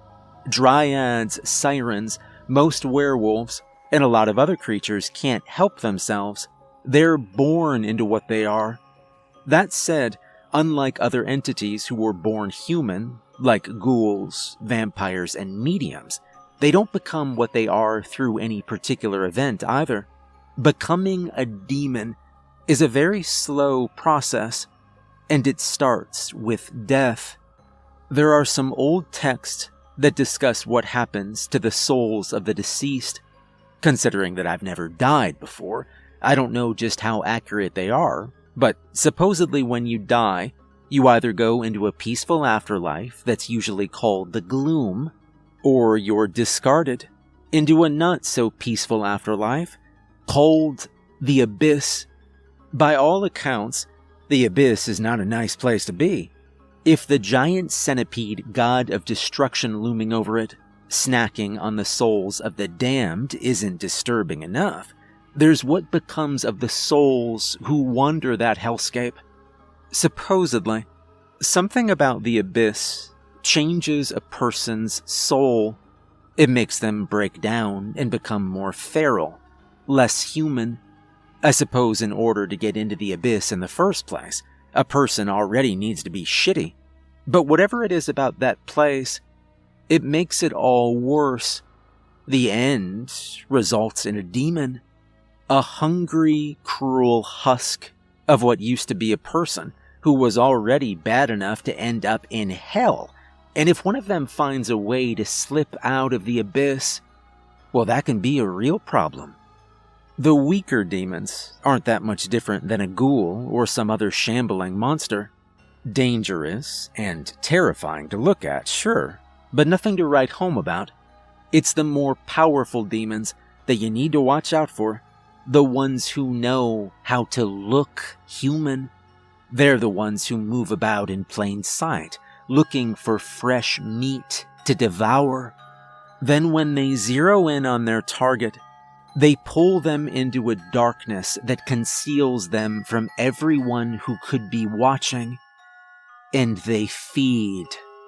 They can do it on a busy street, and nobody would notice. They wouldn't hear the screams or the crunch of bone. They wouldn't know anything was awry until after the demon had long since slipped away, not even leaving a body behind to mourn. Of all the horrible things that exist in this world, I don't think any of them scare me more than demons. So, what are you hoping to get out of him? I asked Bob. I know the trepidation in my voice was clear, and I could see a flash of sympathy in his eyes. Well, the names of victims would be nice, but I'm not going to hold out any hope, he said. Get a feel for him, I guess. Keep him talking. Maybe he'll slip up and give us something. He didn't sound confident. But who was I to argue? I caught myself taking a deep breath to steel myself for what was going to be waiting for me on the other side of the door. I knew it was probably going to look and sound human. It wouldn't drop its facade for me just because it got caught. It was probably going to try and convince me to let it out or something. I dealt with these things before. I knew how it went. It never got easier, though. You good? Bob asked. Yeah, I'm good. Let's go have a chat with it. Bob nodded before scanning his keycard at the door and opening it for me. And together we stepped into the observation room. A two-way mirror looked out on an empty interview room lit by pale fluorescent lights. On one side of it was a bulletproof glass cell that took up the space where a chair for the entity I was interviewing would be. There was space on either side for an armed guard to be stationed. The setup was routine, save for one little detail. There was nobody in the cell, and no guards at their stations. I felt my heart skip a beat as I drew closer to the two-way mirror, looking out at the interview room with wide eyes. Where the hell is he? Oh no. Bob's voice was shaking. Looking back over at him, I saw that the color had almost drained from his face. I'd only been at Ashurst for a few months, but that was long enough to know that Bob is not a man who scares easily. You can't scare easily if you're working this job. No. He shook his head before running for a nearby wall where the security alarm was. Ashurst is littered with big red security buttons, just in case of any incidents. They were standard in every interview room, but I'd never seen what happened when one was pressed before. Bob pulled back the plastic casing that covered the alarm and pounded his fist down on it. A deafening alarm began to sound. Bob pulled the radio from his belt and ushered me out of the room, grabbing me by the hand as he pulled me down the hall back towards the lunchroom. Parker, this is Hitch. We've got a code red, inmate out of containment, a class 3 demon. I'm initiating lockdown now and demanding all non-security personnel fall back to checkpoint Alpha. A staticky voice replied over the radio, one that I recognized as belonging to Warden Parker. Understood, Hitch. Sending in security. Even through the static, I could hear the grated concern in Parker's voice. Bob and I sprinted down the hall as a mechanized voice spoke over the intercom. Code red. Lockdown engaged. All non-security personnel rally at checkpoint Alpha. I could see other members of the research team leaving their offices and moving at a run down the hall in the same direction we were going. Some of them looked calm, others didn't. I suppose it was easy to tell who'd seen this before and who hadn't. Code red. Lockdown engaged. All non-security personnel rally at checkpoint Alpha. I'd been briefed on the security protocols in the event of a code red. Every member of the staff had. We needed to know them inside and out. In the event of an inmate getting out of containment, all non-security personnel were to regroup in a designated safe room. It was the only room in the Ashurst complex that could hold everyone inside. Security would split into several teams. One would accompany the staff, the rest would sweep the prison. I knew that power to the elevator had been shut down, and the elevator shaft itself had been sealed the moment that Bob had hit the security alarm. We'd all be stuck down here until security dealt with the threat. As we moved down the hall, I could have sworn I saw one woman moving against the crowd, some idiot who thought something they'd forgotten was more important than their safety. I paused for a moment to yell out to them, "Come on, we've got a security breach." The woman looked back at me, and as she did, I felt my blood run cold for a moment. I only got a quick look at her face, but I could have sworn I was looking at Kayla. Before I could say anything else, I felt Bob grabbing me by the shoulder. He yanked me away towards the safe room. The woman I'd seen turned and continued down the hall in the other direction, quickly disappearing amongst the others who were rushing for safety. I was ushered into the safe room along with the rest of the staff. I could see Dr. Hendricks there already with most of my coworkers. Warden Parker was speaking with a member of the security team, and Bob left me to run up and join her. I glanced over at the door as security glanced into the hall to confirm that everyone was safely inside before they sealed the door. "Do you have any idea how it got out?" I could hear the warden asking over the anxious whispers of the rest of the staff. "No, it was gone when Barry and I went inside," Bob said. "My guess is that it's somewhere around Sector 4, disguised as a member of security." "Then I need the names of the people who were on its security detail. We need this contained right now. Put me in touch with the outside security. I want to know what's happening out there, second by second." The warden ushered Bob into a small side room and left the door open. I pushed through the crowd to get closer to them. Maybe I was being presumptuous, but I wanted to know what was going on as badly as they did. "Go back with the rest of the staff, Barry," the warden said, without even looking up to acknowledge me. She was hunched over a small computer with a full map of the facility. I could see numerous dots spread out amongst the different sectors. Some were green and moving, others were purple and stationary. Considering that the purple dots seemed to be where the cells were, I figured they belonged to the prisoners. "With all due respect, ma'am, Bob involved me here. I want to know what's going on and if I can help." "That was an order, Barry." "Let him stay," Bob said. "God knows we could probably use a hand right now." The warden just huffed and smoothed down her fiery red hair. She didn't make another word of protest. I took that as acceptance of my presence. The blue dots moved through the corridors of the prison, and I heard static over the radio on the warden's belt. "This is Johnson, 2nd Squad. Sector 1 looks clear, ma'am." "Acknowledged, Johnson. Keep your eyes peeled. We're still on code red. You see anything you don't like, shoot to kill." Bob folded his arms, his expression remaining stern and stoic. The warden's radio crackled again. "Klein, 5th Squad. Sector 6 is clear." "Appleby, 3rd Squad. We're all good in Sector 2. "Ferris disappeared in Sector 4, Bob said. "Who's in there?" "Looks like it's 6th Squad," the warden replied. "Give them a minute. Let them check through." She trailed off, her brow furrowing as she stared at the screen. It took me a moment to figure out why. Every other cluster of green dots had six guards patrolling the area, but the one in Sector 4 only looked to have 4. The warden picked up her radio again. 6th Squad, status report." There was a crackle of static over the radio, but nothing else. 6th Squad, come in." "This is Boy, 6th Squad." Came a voice over the radio. "Having technical issues. Sector seems clear, but we're continuing our sweep." The warden didn't seem convinced.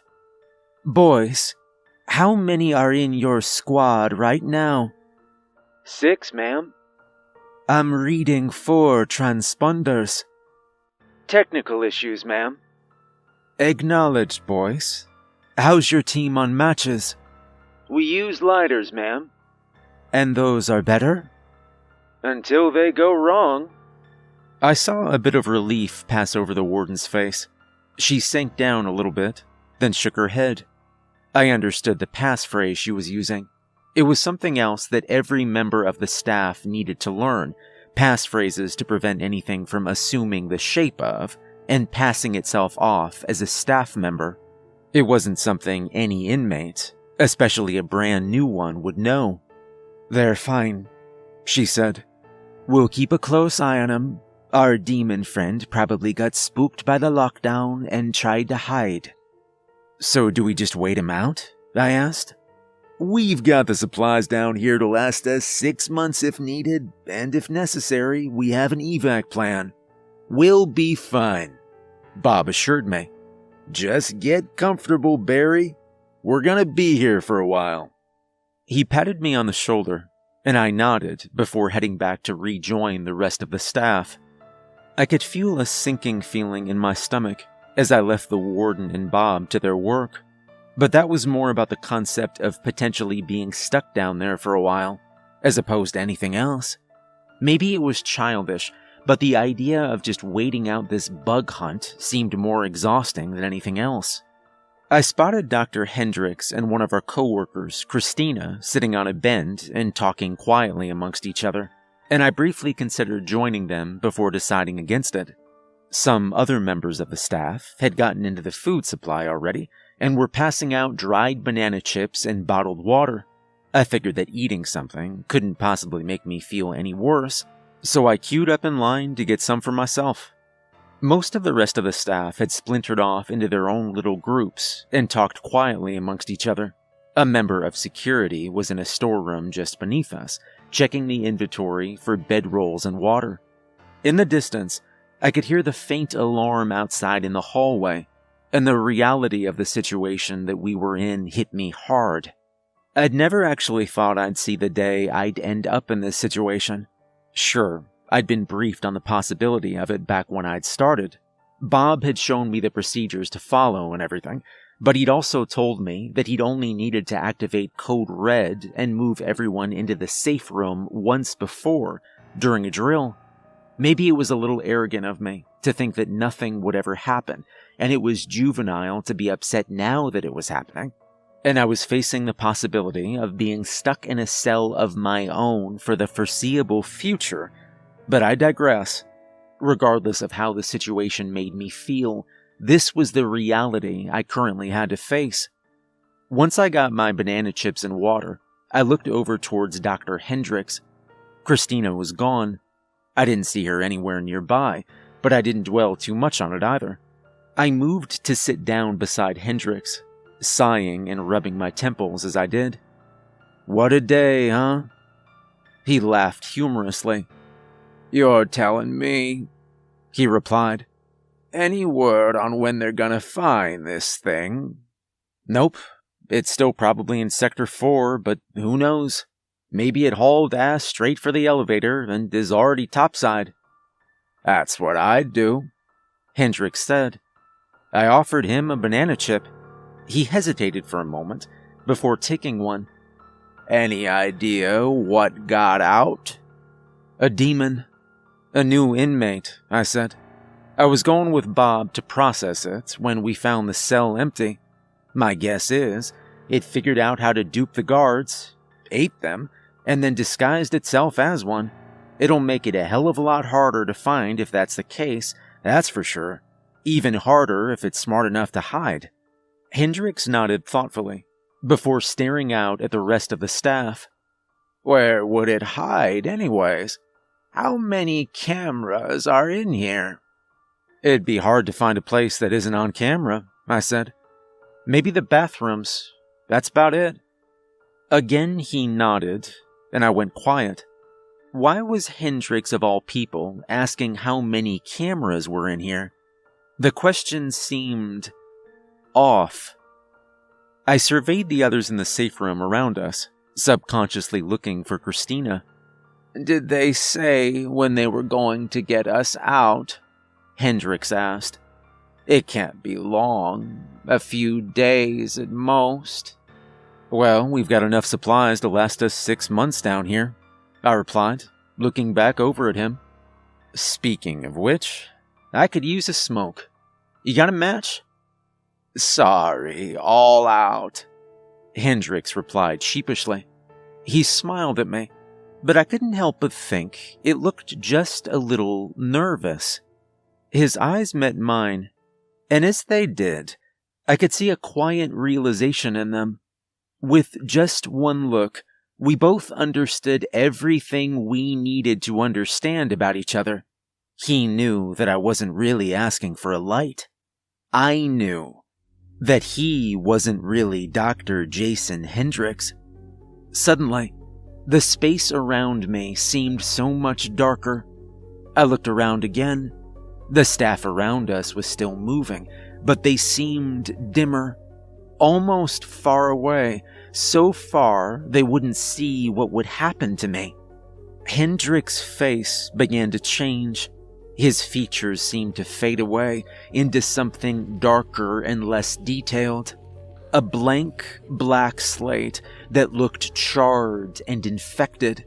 With a panicked cry, I leapt away, falling off the bench and onto the floor as Hendricks slowly stood up. He didn't say a word to me. We were past the point of conversation. What he was doing was no doubt in self-defense. I knew what he was, and if he didn't kill me, I'd make sure that somebody killed him. The demon, Ferris, his body began to split open vertically from head to torso. I could see a reddish-pink maw opening up in him, like a horrific Venus flytrap of flesh. Rows upon rows of teeth awaited me in that gnashing mouth, and I knew he'd swallow me whole in an instant. No, was the only thing I could think to say.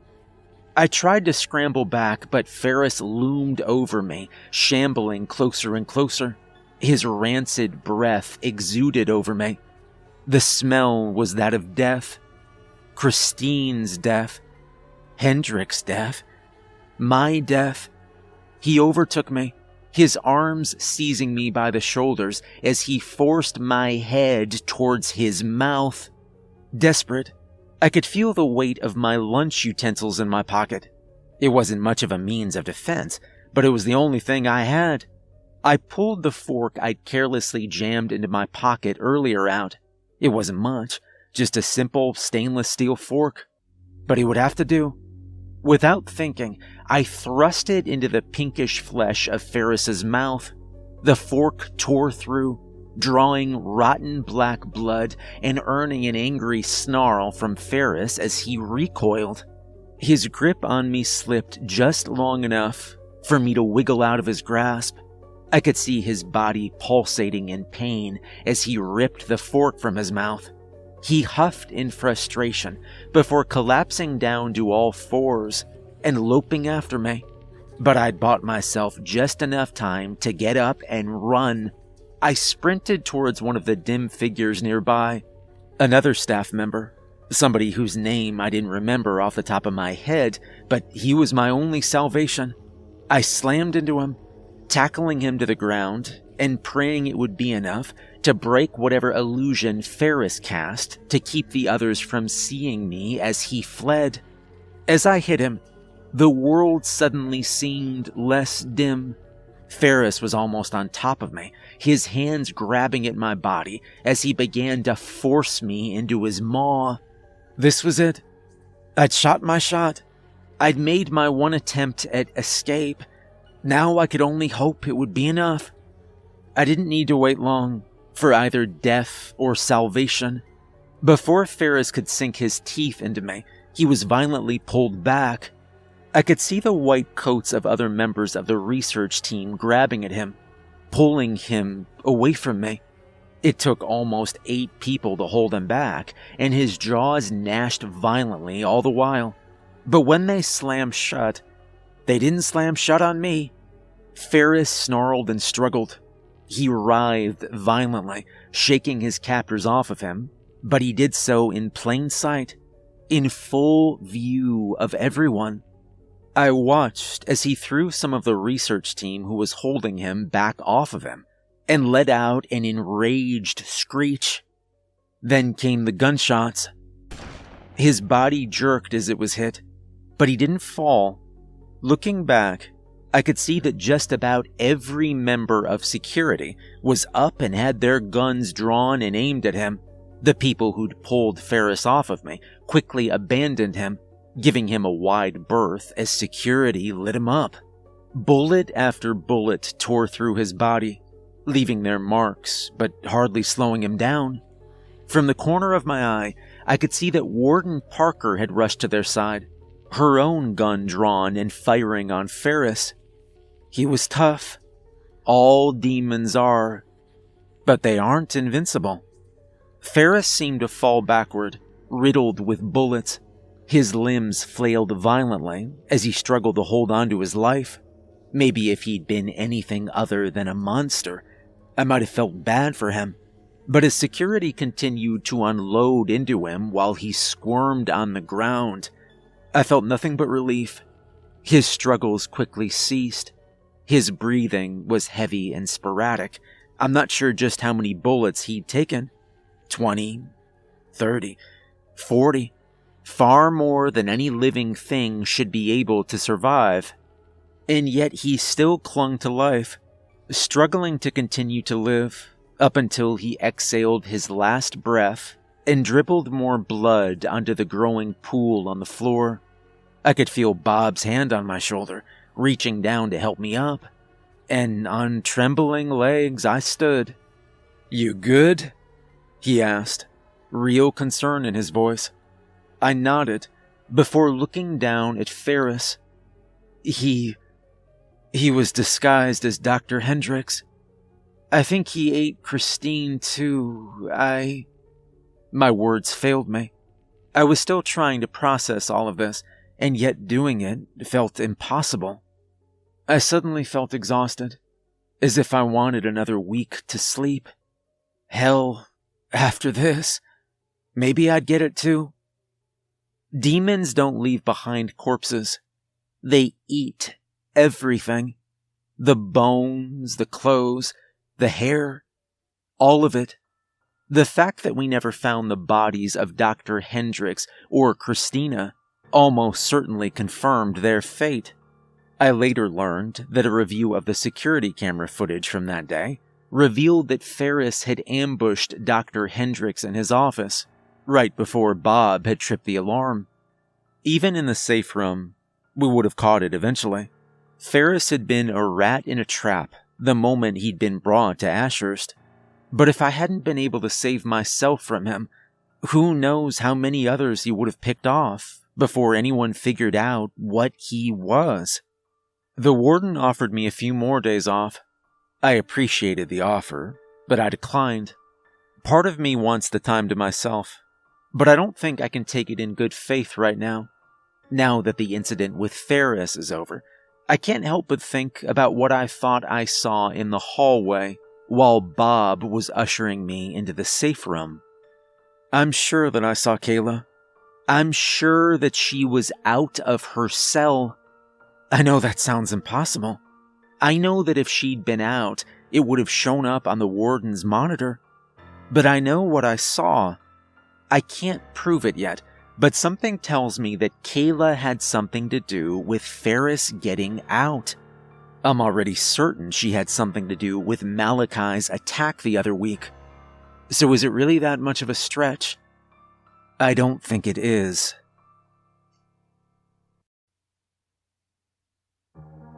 Most of the things we keep down in Ashurst aren't all that smart. Ghouls are little more than feral people, cursed by the Fae into madness. Demons are just hungry beasts, and even the most elusive of them can't escape their nature.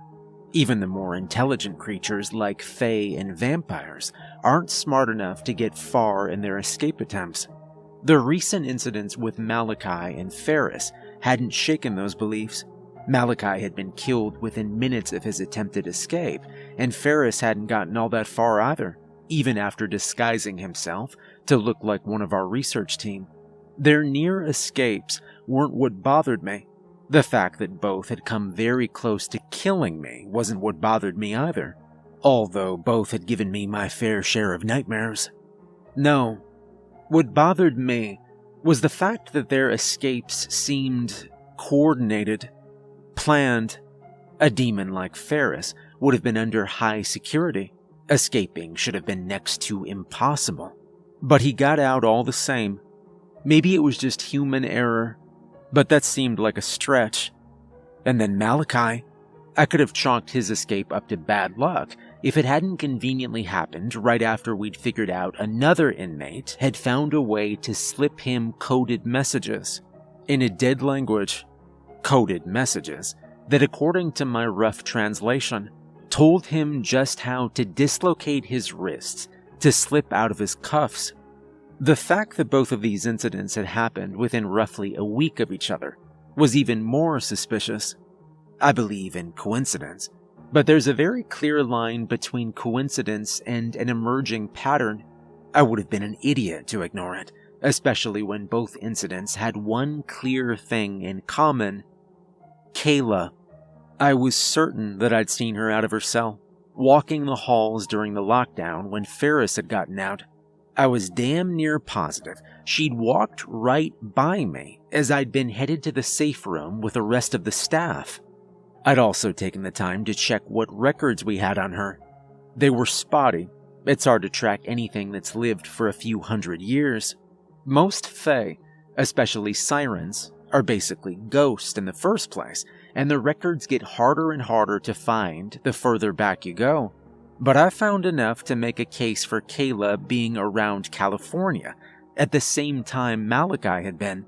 From there, was it that much of a stretch to suggest that they might have both preyed on the Selenian people in the area and picked up some of the language? Hell, was it even a stretch to suggest that two bloodsuckers active in the same area at the same time were at least aware of each other? Maybe, but I didn't think so. What evidence I had was circumstantial, I'll admit it. The lack of anything solid was the only thing that kept me from barging into Warden Parker's office. While I struggled to imagine her not taking this seriously, I wanted something irrefutable, if for no other reason than to cover my ass. I figured if she was really up to something, then it wouldn't be that hard to find some evidence of it. Like I said before, the security at Ashurst is tight. No matter what game Kayla was playing, she couldn't slip through it all unscathed. There had to be something. Even if it was just something small, one little inconsistency to support my theory. Something that wasn't based on something I might have seen, or unreliable records on where she might have been 300 years ago. Something solid. And I knew just where to start looking. Pete was one of those work friends you sometimes have. The kind of man you'd sit by at lunch and talk to, then never see again for the rest of the day. From what I knew about him, he was an alright guy. Easygoing and upbeat. He talked a lot about his 2 kids, and he had video after video of them to share. I'd say they were boring, but I found it kind of heartwarming just how much he seemed to love them. He spent just about his entire day locked up in the security office with his coworkers, watching the cameras. They were just as laid back as he was, and once or twice I caught the smell of beer on him. I'm sure Warden Parker wouldn't have approved, but so long as they did their jobs right, she probably left him alone. He was more than happy to let me spend my early lunch break in the security office. While, technically, nobody except the guys who watch the cameras are supposed to be in there, they'd occasionally bend the rules, and Pete bent them often. I was always a little surprised that he had the balls to play things as fast and loose as he did. If Warden Parker ever found out, she'd probably have gone into an unholy fury. But he kept a low enough profile to not invoke her wrath. Pete was nice enough to let me go through the tapes from the day of Ferris's escape. I set myself up at a small computer in the back corner of the room, barely touching the ham sandwich I'd brought in, and worked quietly. As payment, I didn't notice the 6-pack of beer he took out of his desk, although I declined when he offered me a can. "Suit yourself, man," he said with a shrug, before opening a can and taking a long drink. After that, he left me to my work as I pored over the footage, starting with the camera feed from Kayla's cell. At a glance, nothing was out of place. Kayla was laying on her stomach in the shallow pool we provided sirens to soak in. Her head and arms jutted over the edge as she casually played solitaire with some waterproof cards. She only occasionally looked up towards the glass wall that separated her from the staff with a mild disinterest before looking back down. All in all, nothing seemed out of place. I brought up the footage from the hallway I'd seen her in next. On the screen, I could see myself and Bob running up the hallway towards the safe room. I watched for the part where I'd seen a woman dressed as one of the research staff walking in the other direction. The woman I'd been so sure was Kayla. Sure enough, the woman was right there in the screen. She walked in the opposite direction of the fleeing staff, moving away from the safe room. I could see myself in the video, stopping to call out to her. I saw her look back at me, although I couldn't get a good look at her face. The camera was too far away, her long hair was in the way, and the footage seemed a little too grainy. I frowned before watching where the woman went. She was headed for Sector 3 from the look of it. Bringing up the footage from a few other cameras, I was able to track her as she weaved through the fleeing crowds down the hallways, always moving in the opposite direction they were. A few people seemed to notice her, but nobody stopped for long. They were out to save their own asses. It was hard to say where she was headed. She was absolutely headed to Sector 3, but I couldn't imagine what she wanted there. Most of that sector was for the research team, and the few prisoners kept there were exclusively ghouls and lesser demons, feral, animalistic things that were only barely sentient.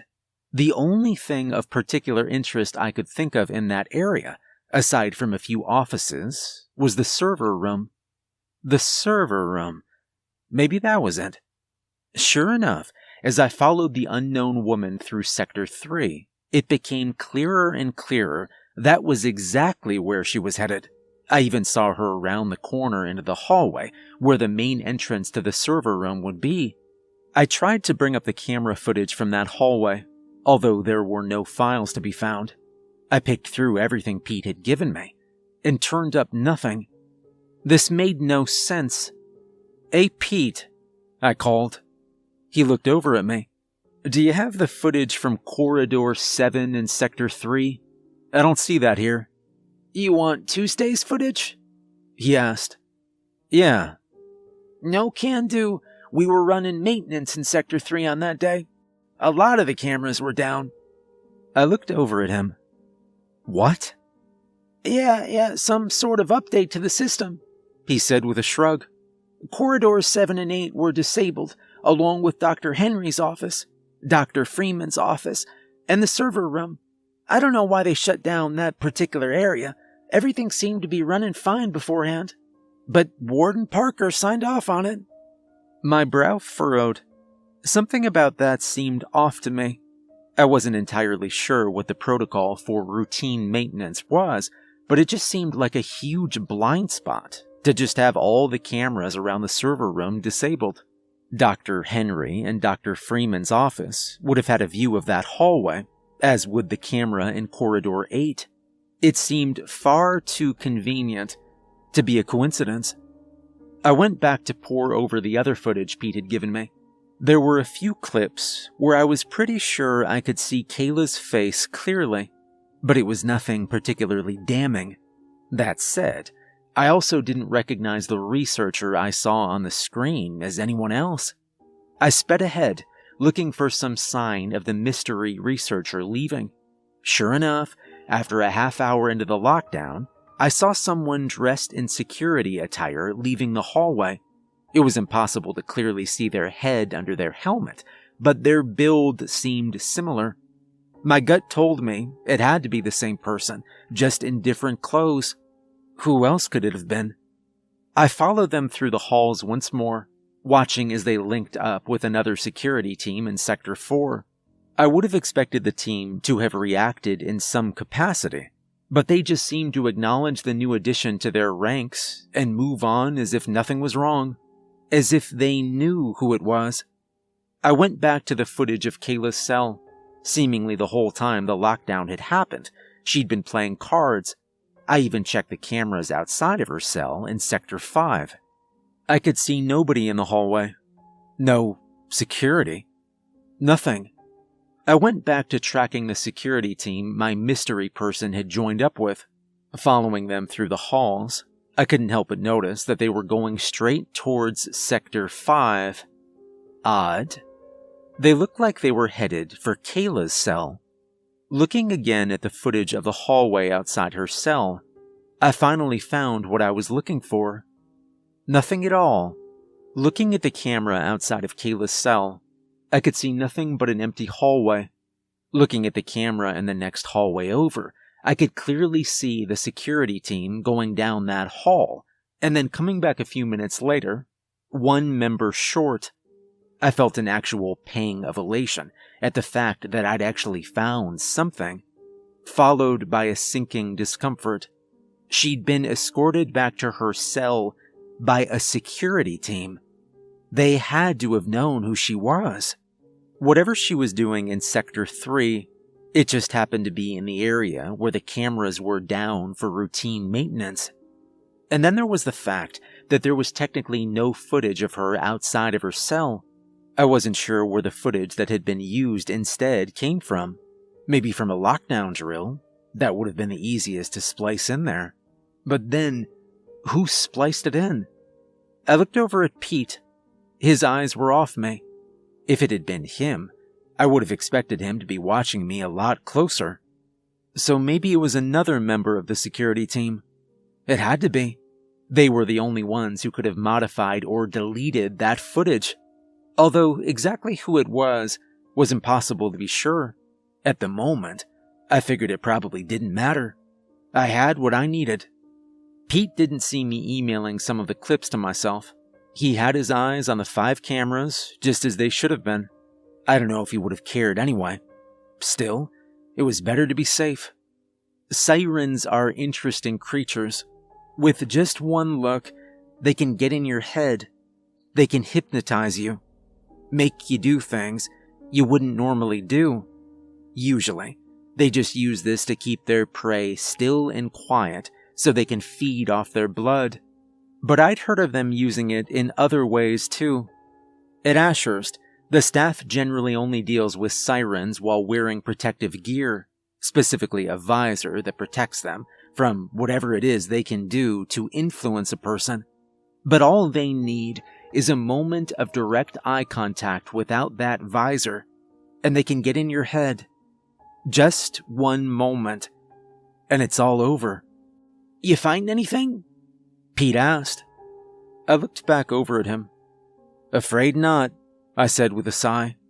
"Just a dead end." He frowned. "Shit. Well, maybe that's a good thing, you know?" "I think it is. Thanks for letting me look around, Pete." "No problem. Just give me a shout if you want to grab a beer sometime, or something. You know where to find me." I nodded at him before leaving. I needed to find someone I could trust, someone who I knew wasn't under Kayla's control. Warden Parker was the safest bet. The FRB made the right call when they put a vampire in charge of Ashurst. As far as I knew, Siren's unique abilities had no effect on vampires like her. I suppose it shouldn't have been surprising that when I stepped by her office, the door was closed and locked, a sign that she was already with someone. Bob Hitch leaned against the wall beside her door, probably waiting his turn to go in and speak with her. He was the closest thing to a second-in-command that Parker had, and he gave me a nod when he saw me. "Morning, Barry," he said. I nodded back at him. "Morning, Bob. Is Warden Parker busy? I've got something urgent." "Very," he replied, and gestured for me to take a peek through her window. I made a point to be discreet, and tried to nonchalantly walk past while peeking in. I didn't get a good look at what was going on in there, but I saw enough.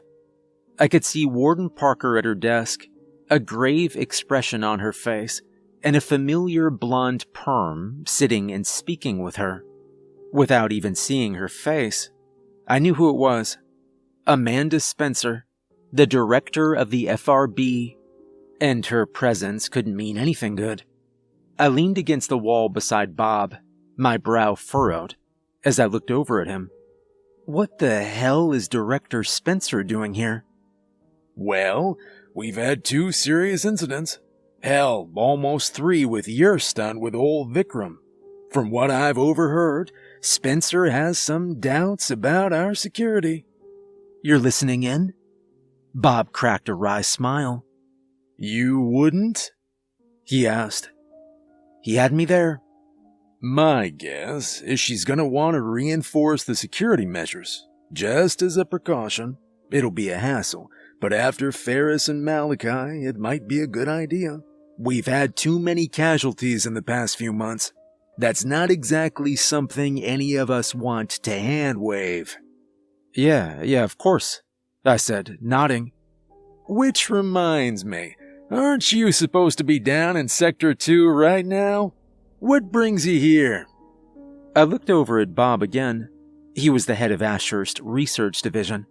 Technically, he was my boss, and given how his role was more administrative, he also wasn't a man who had a lot of contact with the inmates. If there was any full human I could trust, it was him. I was doing some digging. I think an inmate was out during the lockdown the other day. Something other than Ferris. His eyes narrowed. You're serious? Who? Kayla Del Rio, a siren we have locked down in Sector 5. I thought I saw her while we were headed to the safe room the other day, so I did some digging. I know that she was out of her cell, and I've got footage to prove it. That's a damn serious accusation, Dr. Barry. You're positive it's her? 100%. His eyes locked with mine for a moment, before he nodded. All right, send me the footage. I want to review it, and then I'll talk to Warden Parker. Kayla, that's the one you're scheduled to talk with, isn't it? Yeah, she's my 4 o'clock. All right. He thought for a moment before nodding. I'll put in a request for additional security. I might also sit in on that one with you. I'm going out on a limb, and assuming you're gonna try and grill her. Bob's answer caught me a little off guard. Not that I hadn't expected him to take me seriously, but the fact that he wanted to get directly involved certainly said something. Do you think I should? If she's up to something, maybe she'll slip. It can't hurt. Maybe he was right. I nodded back at him. All right, I'll see what I can get. Good. I'll let you know what Parker says. You should get a move on. I got this handled. Bob offered a reassuring smile that was impossible not to trust, and the sight of it made me feel like a weight had been lifted off my shoulders. I believed him, and for the first time since Malachi had slipped his cuffs, I actually felt like I was ahead in whatever game Kayla was playing. 4 o'clock rolled around quickly, as I knew it would. My interviews with Kayla were usually difficult, considering how she had no interest in being forthcoming with information. But I'd never felt so tense at the prospect of dealing with her before. I'm not sure what it was. Nerves, maybe. Maybe something else. But it was something that nagged at the back of my mind. That familiar anxiety that I think everyone has felt at least once in their life.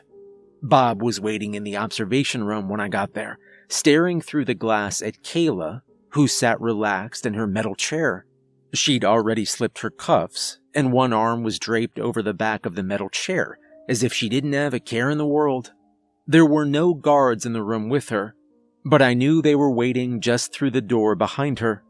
2 more guards were with him. I don't suppose she said anything? I asked. Bob shook his head. I haven't spoken to her yet.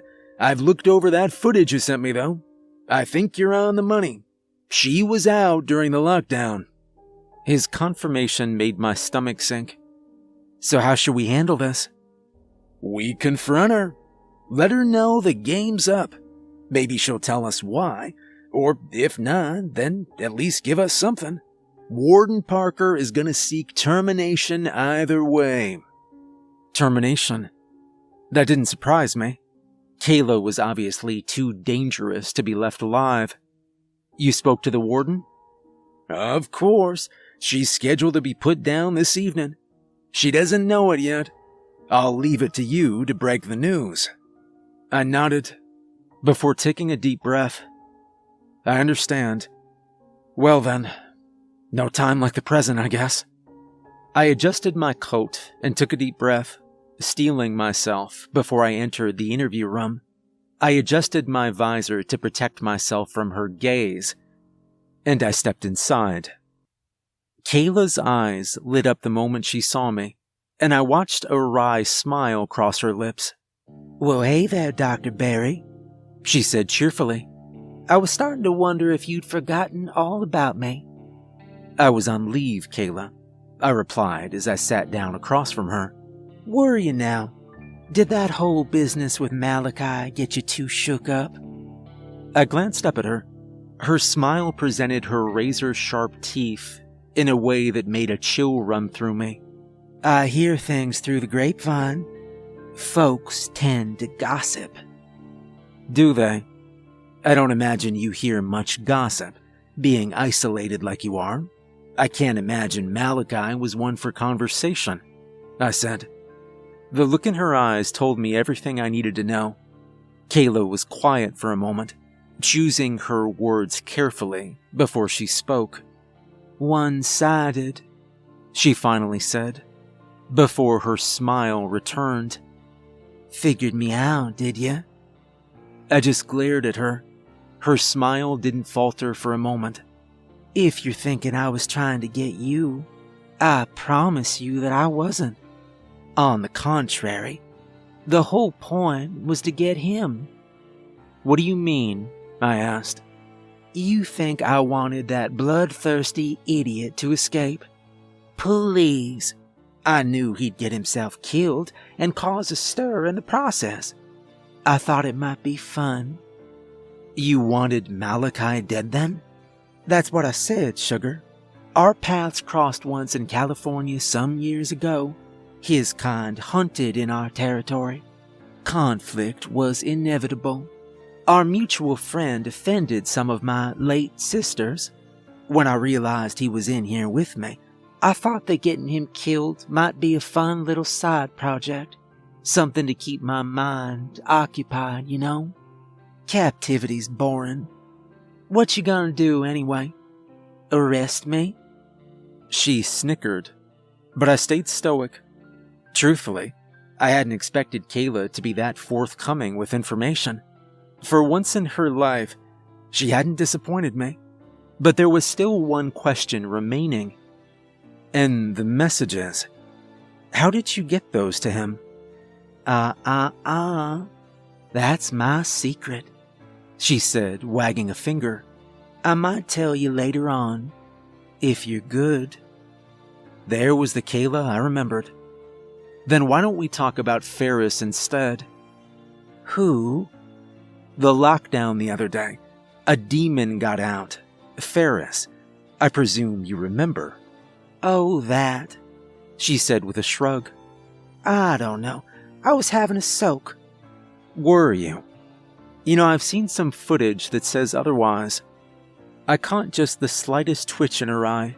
A momentary flash of something, although I couldn't tell what. Surprise? Anger, perhaps. Her eyes were locked with mine. Even through the visor I wore to protect myself from her gaze, I still felt something inside me shudder. What exactly are you talking about? She asked. Her tone was more aggressive than before. You were out of your cell. I saw you in the hall, and I've got you on camera. So far, my theory is that you somehow orchestrated Ferris's release so you could go for a walk down to the server room. Then some of your friends in security were nice enough to walk you back to your cell and tamper with the footage to try and hide the fact that you were ever gone. I know I'm missing some details, but that's about the size of it, isn't it? Her smile faded at last.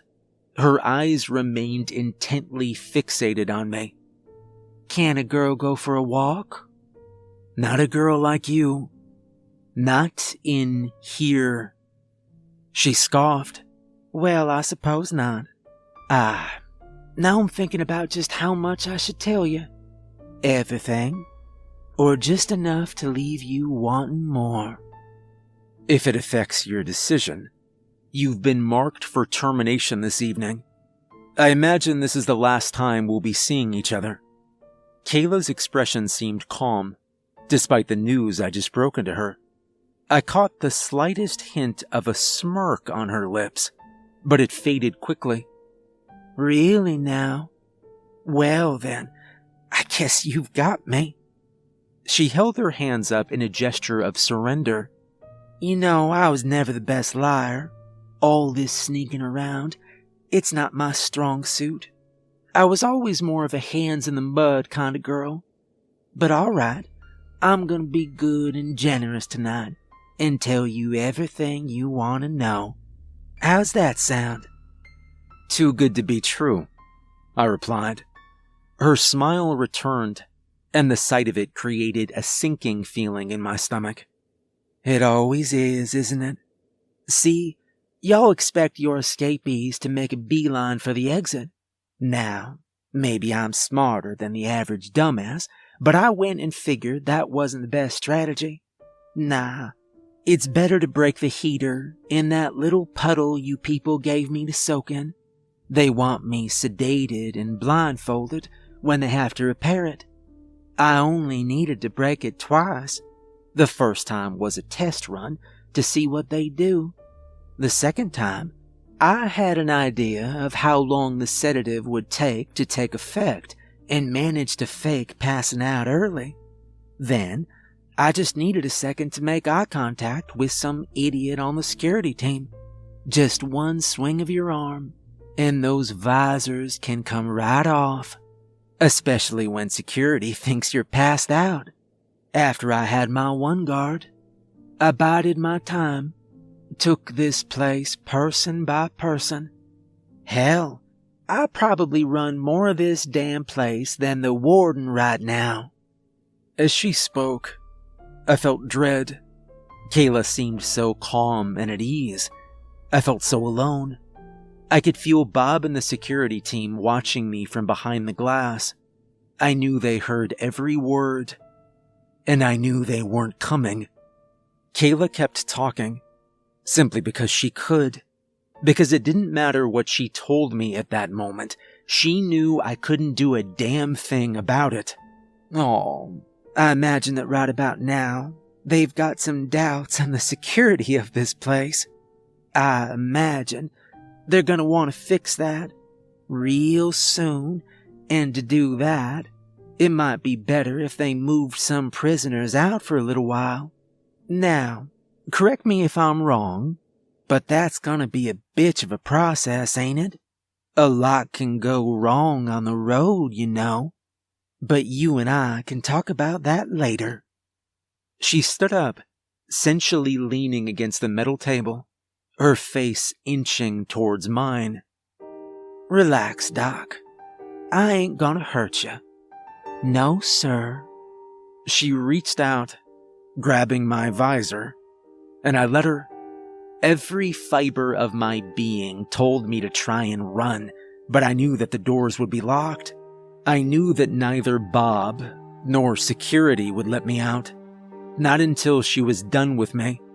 All I could do was sit there, rooted to the spot, and feel utterly helpless.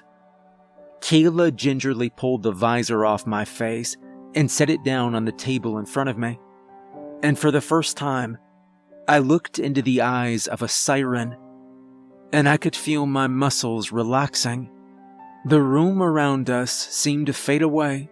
All I could see were those intense brown irises, and all I could hear was Kayla's soothing voice. Her hands were ice cold as they rested on my cheeks, and behind her lips, I could see jagged teeth. I stepped out of the interview room, feeling more composed than I did when I came in. It was strange. Some deep part of me felt genuine fear. My heart was racing 1,000 miles per second. My hands were still shaking. The world felt hazy and detached, as if I were drunk. My every movement seemed like my own, although something felt wrong. Something that I knew and didn't know at the same time. It was an impossible feeling to describe. Bob regarded me silently before offering me a warm smile that didn't reach his eyes. No, his eyes said something else. Something I now understood all too well. There was an awareness in them, a knowledge that we both shared, a part of ourselves locked away, shut down. It was our turn to be prisoners now. I looked back at Kayla through the window. She sat still as security cuffed her again, and she wore a knowing smile on her lips. I knew that it wouldn't be long.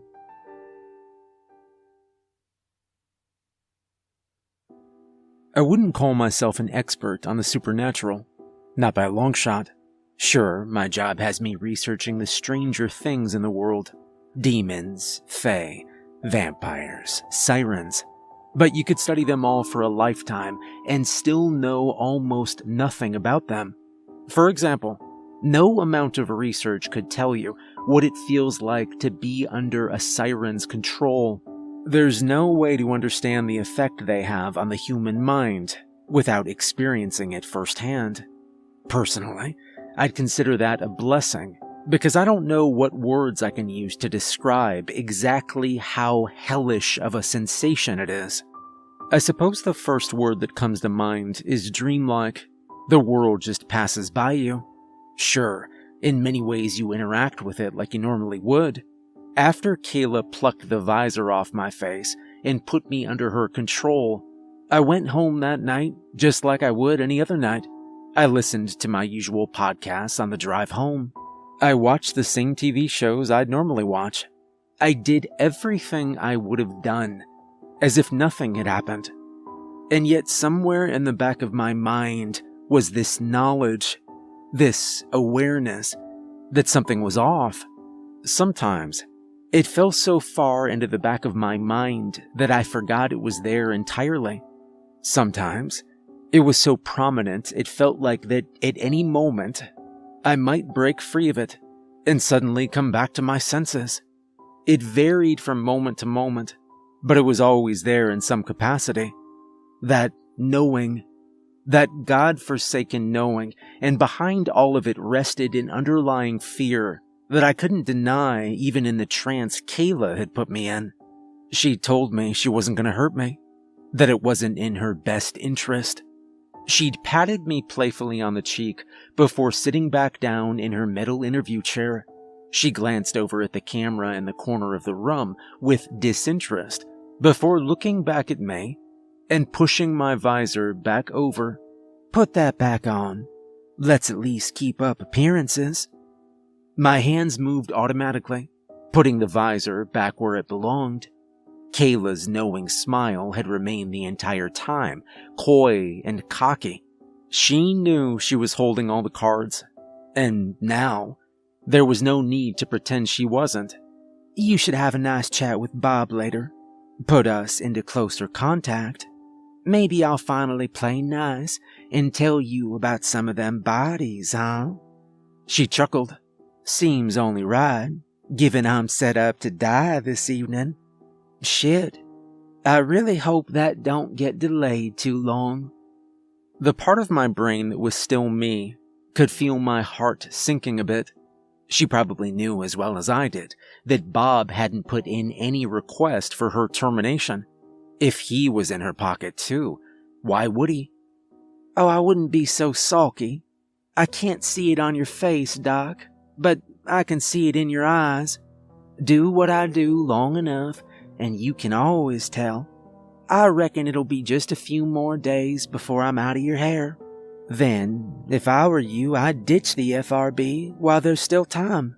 Between you and me, I've been fixing to torch this whole stupid little op for a few years now. Gotta admit, this wasn't quite what I envisioned, but when life gives you some lemons, you gotta make yourself some lemonade." Torch this op? I didn't quite understand what she meant. While my body sat prone and obedient, my mind struggled to work through the haze that now filled it. She'd been in the server room when she'd slipped up, hadn't she? God only knew what she'd been looking for in there, but I had no doubt she'd found it. And if she was looking to try and take down the FRB, she'd absolutely find everything she needed in the Ashurst server room. Kayla's eyes remained locked on mine, and I knew she could read my every thought. You're trying to put it all together, ain't you? Don't strain yourself. It ain't your business anyhow. Right now, your business is to keep good and quiet about who's running this place and stop poking around so much. Is that clear? Yes, ma'am, I replied. The words coming out of my mouth were in my voice, but they weren't my words. They were just what Kayla wanted me to say. Well, then, you and I are done here, she said, and shooed me with a wave of her hand. We'll have a quick chat tomorrow, face to face, just to ensure you stay on the right side. But until then, you and I got nothing to talk about. Sure enough, when I got in the next day, I found an email from Bob on my computer. It was just a simple change in my schedule. I was booked to see Kayla at the end of every day for the foreseeable future. No doubt so she could ensure I stayed under her spell. She was part of my routine now. Hell, she controlled my routine. Even now, I struggle to fully recall the days I spent under her control. It all seems to blend together. I don't think that at the time, I was even aware of how many days had passed. Not really. Everything just blended together into a disorganized haze. I can remember some of the mundane details. Lunch with Pete, a few standard interviews with other inmates, and the inevitable encounters with Kayla that ended each and every day at work. Those encounters were thankfully always brief. I'd go into the interview room, sit down, remove my visor, and we'd go through the motions, talking for the sake of talking, and I remember very little of what she said. Trying to pinpoint any one conversation feels like trying to remember a dream you had months after it. Only the most prominent things stick out in my mind. The rest is all either forgotten or just white noise. I think it was about 3 days after Kayla took hold of me that Warden Parker called most of the research team into one of the conference rooms. I'd say she looked more serious than usual, but that may have just been wishful thinking. The part of my mind that was still somewhat conscious prayed she'd somehow found out about what was going on. Maybe Bob had slipped out of Kayla's control long enough to fill her in. Maybe she'd done her own investigation. If only I had such luck. I'm sorry to take you all away from your work. I recognize that you're all quite busy and on edge, she said. Her tone was brisk, exhausted almost. She leaned against the far wall of the room. Her straw cowboy hat was sitting on the table. However, over the next few months, our schedules are due to change drastically, and I need to make sure that everyone is on the level. I think we're all well aware of the recent security incidents that have occurred, and the considerable loss of life that they've caused. She let that statement rest for a moment. In the past, we've prided ourselves on the safe environment we've created for our employees. Any compromise to that environment is something I take incredibly seriously. I'm not running a chop shop here. I understand you all trust both myself and the security of this facility with your lives each and every day. And the fact that I have failed so many of you is not something that sits well with me. That is why I've had some recent discussions with Director Spencer of the FRB. There are clearly some flaws in our security, flaws that have recently been exploited to disastrous effect. I refuse to let that stand. So, starting Thursday, we will be making efforts to remove those flaws. The process will take some time. The renovations will be extensive to some parts of the facility, but they are necessary. Unfortunately, with work being done on the facility, we are in a weakened state. Our security may be weaker and easier to exploit during this time. To that end, the FRB has generously begun setting up a temporary backup facility to hold the more high-risk inmates until we're back up to full strength. I've given authorization to open up the loading elevator for ease of transport. Starting Thursday and continuing over to Saturday, we will be relocating certain high-risk inmates to this backup facility until further notice. I've already briefed the security team, who will be taking on the brunt of these duties. Mr. Hitch will subsequently divide your teams as needed to ensure your work is not severely impacted, and for added security, I've signed the termination orders for several of our more dangerous inmates who may be unable to be moved. Those will be carried out over the next several days. Now, to those of you who are familiar with our procedure for internal renovations, this is standard procedure. However, to any of you who are not fully familiar with our renovation procedures, I invite any of you with questions to come see me or Mr. Hitch. Our goal is to make this as easy on you as we can. Someone put their hand up, and the warden nodded in their direction. Which inmate specifically will you be moving? They asked timidly. I recognized the voice as one of the newer hires. That's an excellent question, the warden replied. Our current priority is an entity who could use the disarray caused by the renovations to slip out. Any demons and mimics who were not marked for termination will be shipped out on Thursday. Security has already begun to prep them.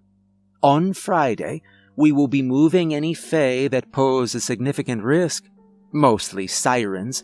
However, old Vikram will also be temporarily relocated. The silent unease that filled the room was almost audible. You're moving old Vikram? Someone asked warily. Is that even safe? Relatively, interjected Bob. He sat a short distance away from the warden, his hands folded on the table. While it doesn't kill him, Vikram takes some time to adapt to extreme cold. In a sense, we can temporarily freeze him. So long as he's kept in the proper conditions during transport, he'll be completely unconscious. We've moved him to a temporary secondary facility before with this method, so we know how it works. We've already begun to put him under and excavate access to his cell.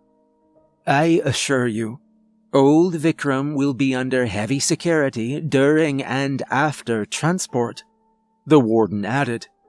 I'll be accompanying him myself. If he somehow wakes up and tries to get out, he'll need to go through me. That only reassured some people. As the meeting carried on, I found myself glancing over at Bob. Though he appeared composed, I could see something in his eyes, a knowledge that conveyed something. And without so much as a word or a micro-expression, I understood what it was. Terror. The kind of paralyzed terror of a man standing in front of a train as it bore down on him. The kind that leaves a person shrieking like a banshee in sheer panic. And I knew exactly what it was that terrified him. They'd be moving both Kayla and old Vikram on Friday. I didn't think that was a coincidence. I knew in my gut that Bob knew it wasn't either. Hell, maybe he'd been the one who'd arranged it. Who could say?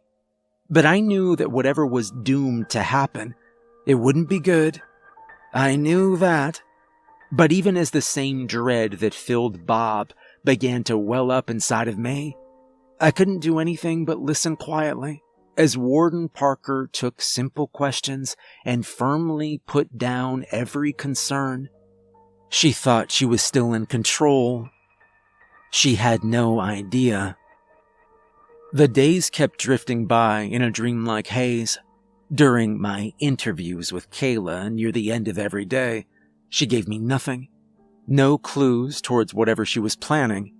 Every time we spoke, she'd speak disinterestedly about the people she'd fed on, recalling vicious kills fondly, as if she were reliving happy memories. I count myself lucky that I can only barely remember the details, although I don't know if they just didn't penetrate the fog that filled my mind, or if I chose to forget them. The hours counted down, and I could sense it. The part of me that was trapped inside of myself, the part of me that was disoriented and aware of the truth, as I meandered through my days, felt the moment drawing closer. And yet no matter what I thought to do, no matter what I wanted to do, I felt utterly powerless to stop it. Thursday rolled around quickly.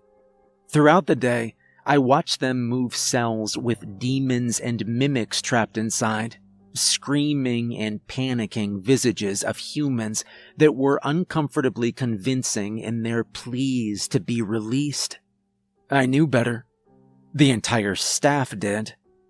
But they still tried. Some of them were taken to the loading elevator.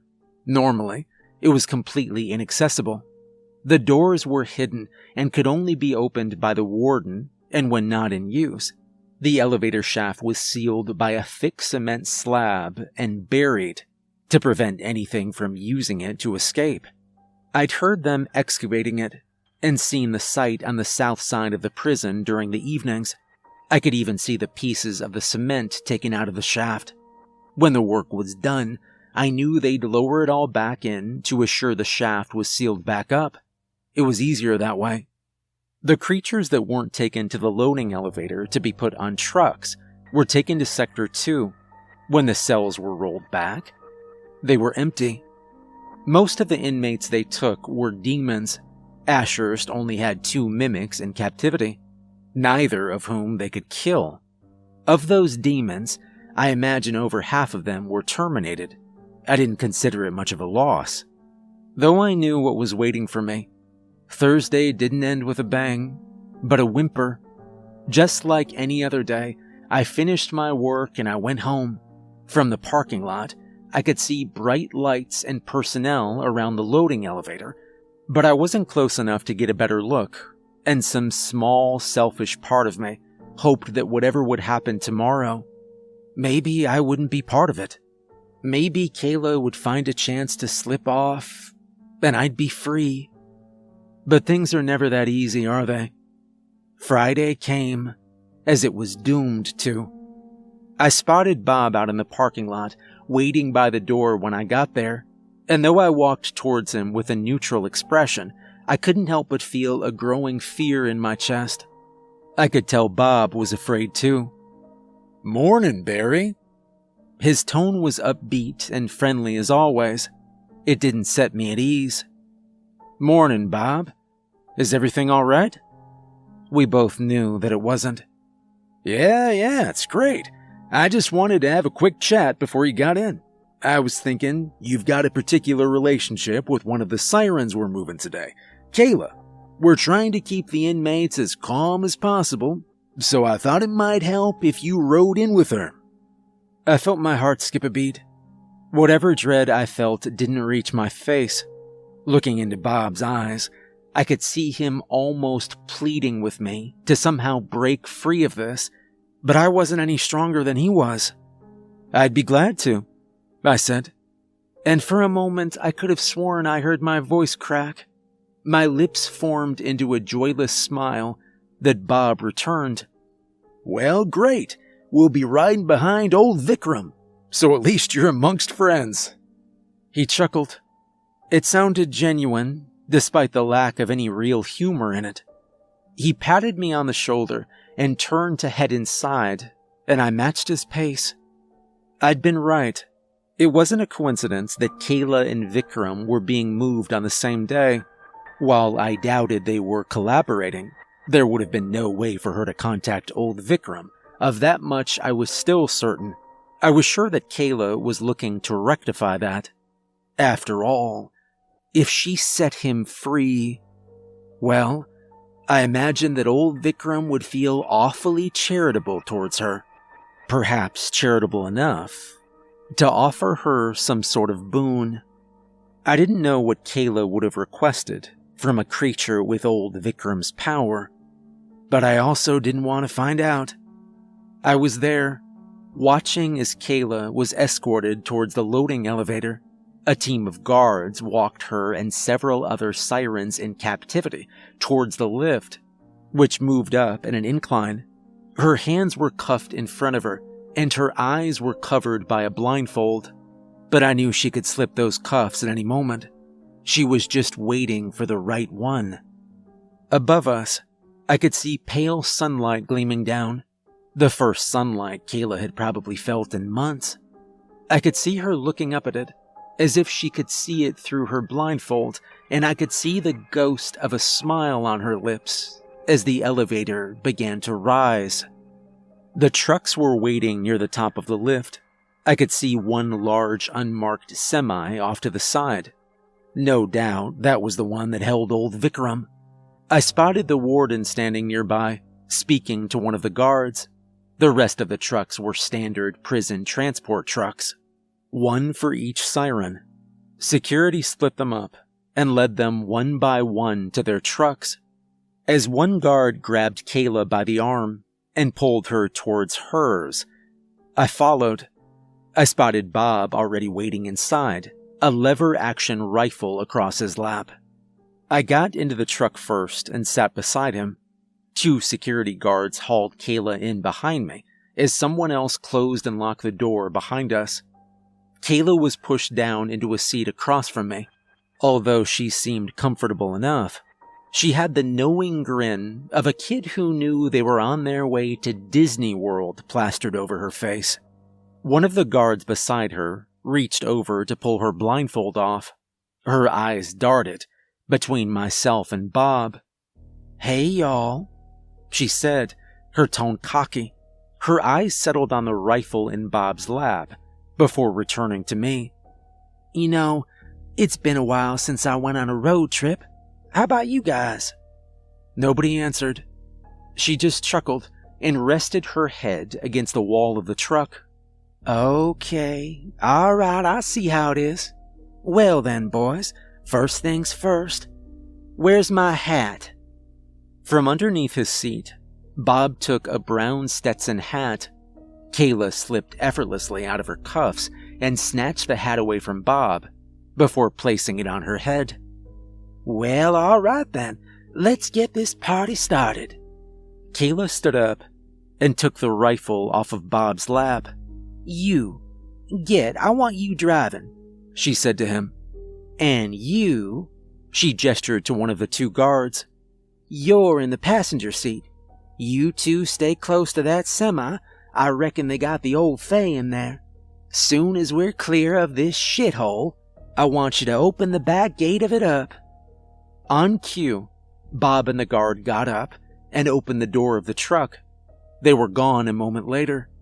They closed the door behind them. Kayla's eyes focused on me now.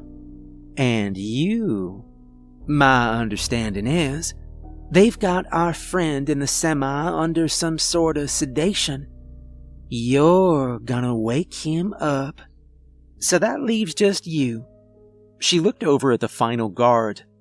"Anyone behind us gets any ideas, you shut them down, you hear?" "Yes, ma'am," the guard said quietly. "You know, that is what I like to hear." Kayla purred, and almost as if on cue, I could hear the engine for the truck starting. It lurched as it began to move. The transport was beginning, and I could see the cruel excitement on Kayla's face. She slung the rifle over her shoulder as she approached the front of the transport. There was a small window with an aluminum mesh covering it that let her see into the cab. Looking past her, I could see the semi in front of us as the truck fell in with the rest of the convoy. It was still several feet ahead, but I could feel the truck gaining speed. Kayla watched for a few moments, letting us move away from Ashurst onto the back roads of Arizona. I watched her unzip her jumpsuit and tie the sleeves around her waist. Underneath, she wore a plain white tank top. I could almost see her gills underneath the fabric, along her sides. Her arms looked toned and muscular, and she cracked her knuckles in anticipation. The semi with Vikram in it was getting closer, and after a few moments, Kayla finally made her move. Rifle still in hand, she turned and headed for the back of the transport. Without a second thought, she threw the doors open, revealing the trucks behind us and the Arizona highway speeding past. In the distance, I could see Ashurst itself getting smaller and smaller. Kayla regarded it with a cold satisfaction before taking aim with her rifle at the truck behind us, and with a vicious smile, she pulled the trigger. The windshield fractured. I saw the body of the driver jerk as the truck veered off the road, disrupting the convoy. Laughing to herself, Kayla reached up to lift herself up onto the roof of the truck without so much as stopping to take in the chaos she'd caused. With surprising ease, she vanished onto the roof, and I could hear the sound of her body against the metal above us. My heart was racing, but my muscles didn't move. My body would not obey me, even as I felt the panic setting in. As the wind raced past us, I heard the crack of Kayla's rifle again. Ahead of us, I saw the rear of the semi swerve as one of the tires was blown out. The heavy stink of burnt rubber filled the air, although it passed soon enough. The semi struggled to correct itself, and from the cabin, I could hear Warden Parker's voice coming in through the radio. Transport 6, what the hell are you doing? Neither Bob nor the guard in the passenger seat gave any response. Transport 6, respond. Shit, get us out of here. The semi jerked violently to the left, leaving the highway and tearing off into dust. I could hear Kayla pounding on the roof of the cab, urging Bob to follow, and I felt the truck shake as we gave chase. The rifle fired again, taking out another rear tire of the semi. It didn't stop it. I didn't know if Kayla even had enough ammo to stop it, but it slowed it down enough. Looking out into the cab, I could see the guard open the door and carefully start to try and crawl onto the hood of the truck. I saw Kayla reach down to help him up. The guard was clearly unstable. I was sure he'd fall off at any moment, but somehow, once he made it onto the windshield, he stayed there as Bob brought him closer to the truck. The guard tried to make his move. He almost pulled it off. I saw him manage to leap onto the back of the semi, but staying there was another matter entirely.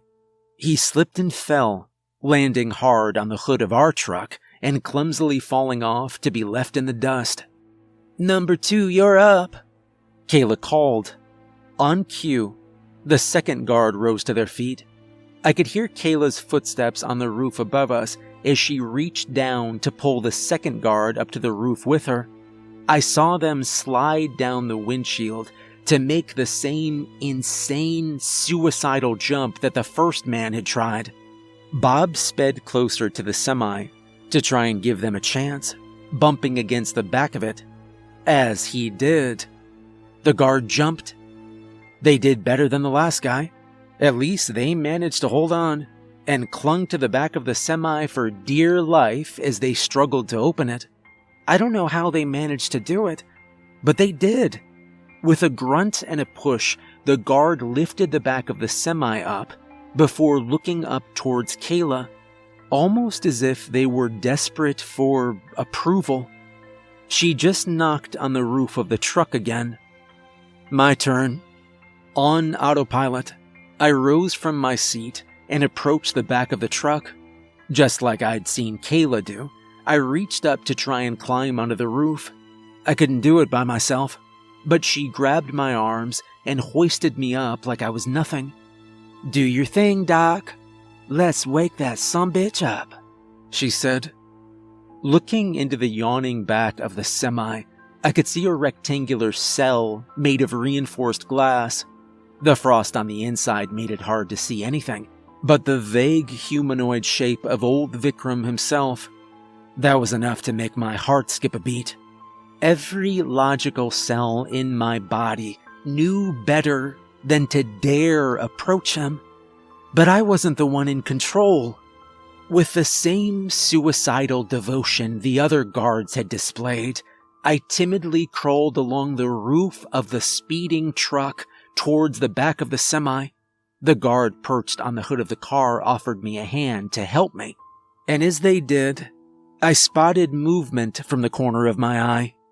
The passenger door of the semi had swung open, and I could see someone hanging out. Warden Parker. Her .45 sat in her hand and was aimed directly at our truck. I don't recall hearing the gunfire, but I remember hearing the sound of bullets striking the body of the truck. The guard pushed me forward, sending me stumbling face first into the back of the semi. Looking back, I could see Kayla sliding down the windshield in after me. The guard's body jerked back suddenly, a shower of his blood spraying onto the windshield. His limp body slid off of the truck and into the dirt below. Bob's truck seemed to back off a little, falling behind us to avoid Warden's gunfire. Kayla grimaced, clearly frustrated, but she just chambered a new round and waited.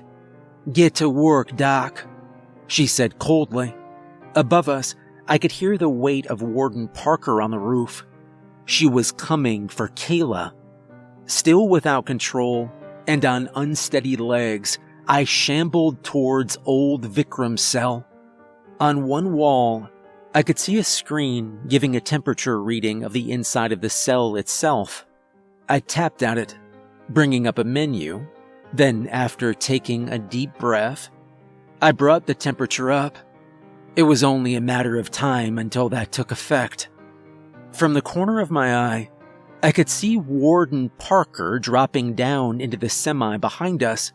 Kayla raised her rifle to fire, but the warden was on her first. She tackled Kayla, slamming her into the wall of the semi and grabbing at her gun. The rifle discharged, its stray bullet whizzing out into the scrublands behind us. The warden slammed her head into Kayla's, disorienting her just long enough to rip the rifle from her hands and hurl it out of the back of the semi before going for her pistol. She got off one shot, grazing Kayla's shoulder, before she grabbed her by the wrist, forcing her gun off to the side and aiming it at me. I watched as the two struggled for a moment, trying to gain control of the gun. I could see Kayla pushing the barrel back towards the warden's head.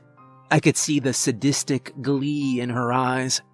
And the warden could too. The gun slipped from her hand and clattered against the floor.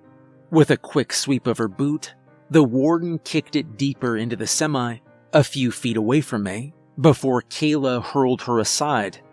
Kayla spat and licked her lips, eyes focused on Warden Parker like the apex predator she was. She raised a hand to the graze on her arm and admired the blood for a moment, before looking back at the warden. "Well then, I guess we're doing this the old-fashioned way then, huh? Come on, vampire. Let's dance." I can't tell who moved first. Their motions were nothing but a blur as they came for each other with blinding speed. I could see the warden coming in high and Kayla coming in low. She drove her fist into the warden's stomach and hoisted her over her shoulder, dumping her onto the ground behind her. The warden recovered quickly though, and as Kayla came at her again, she caught her by the throat and threw all her weight against her, pinning her against the wall and driving her fingers into her gills. Kayla let out a shriek of pain, kicking and scratching at the warden before kicking her off of her. And then behind me, I could hear the shifting of old Vikram and a low grumble as he started to awaken. His narrow, bark-like limbs seemed to twitch. His fingers flexed. I could sense him awakening. As Kayla and the warden brawled behind me, I watched as old Vikram outstretched his arms, pressing them against the glass of his enclosure as he began to orient himself. I could see his eyes fixating on the fight near the back of the semi, and then I saw them fixate on me. You. His voice was as raspy and unsettling as I remembered. Just the sound of it made me shrink back. You've awakened me. Why? Looking into old Vikram's eyes, I felt that old familiar terror. I remembered the screams of the ghouls he'd set upon me before. I remembered the way they'd all had my father's face. But beneath all that fear, I felt something I didn't expect. Hope. Kayla never technically told me to tell old Vikram that she'd awakened him. She was supposed to be there to do so herself. But considering that Kayla was currently occupied, I'm not sure if in that moment I broke through whatever spell she had me under, even if only for a moment, or if I found a loophole. I don't suppose it really matters either. I have a bargain for you. The words felt difficult to get out. I'm not sure if it was whatever hold Kayla had on me, desperately trying to stop me, or my own doubts about what I was about to do, but I knew that the warden couldn't hold her own against Kayla forever. Sooner or later, she'd either end up hurled out the back of the semi, or dead. This was the only option. I free you. You free me. Old Vikram stared at me, as if he was considering my offer. I could hear his ragged breathing growing heavier as he exhaled, and then I heard his laughter. Oh, is that it? That's it, I said. My teeth gritted, and I prayed it would be enough. A simple matter, then. Almost as soon as those words left his mouth, I felt the fog in my mind clear. My muscles seemed to relax, and I felt my legs give out beneath me. I clutched my head, exhaling suddenly, as my mind became mine again. It was overwhelming. A rush of sensation that nearly blinded me to the situation I was still in. Just within arm's reach, I could see the warden's 45, and I knew what I had to do. With a roar, old Vikram slammed against the walls of his cell. Almost on cue, both Kayla and the warden looked over at him, realizing at the same time that he was awake, and they bore the exact same expressions on their faces. Dread. I snatched up the gun and took aim at Kayla. Her eyes darted over towards me before widening. I pulled the trigger and struck her in the shoulder. With a cry of pain, she fell backwards and placed her hand over the wound. On unsteady legs, I rose upwards and ran for the back of the semi. With Kayla down, Warden Parker did the same. We threw ourselves out, landing hard on the ground beneath us as the semi sped away, with Kayla still in the back and old Vikram tearing himself free from his captivity. I looked up, watching as the semi-truck sped forward. I could see old Vikram tearing at his own cell, his every movement violently rocking the semi, until at last, with a final snarl, he broke free. The semi seemed to tilt to the side. It almost righted itself before it tipped and skidded along the ground, kicking up dust as it did. And then there was nothing but silence. Warden Parker held up a hand to shield her eyes from the intense sunlight. She squinted as she tried to get a look at the crash, but it was hard to see anything amongst the dust. I'm sure that I saw the shape of old Vikram rising out of the truck.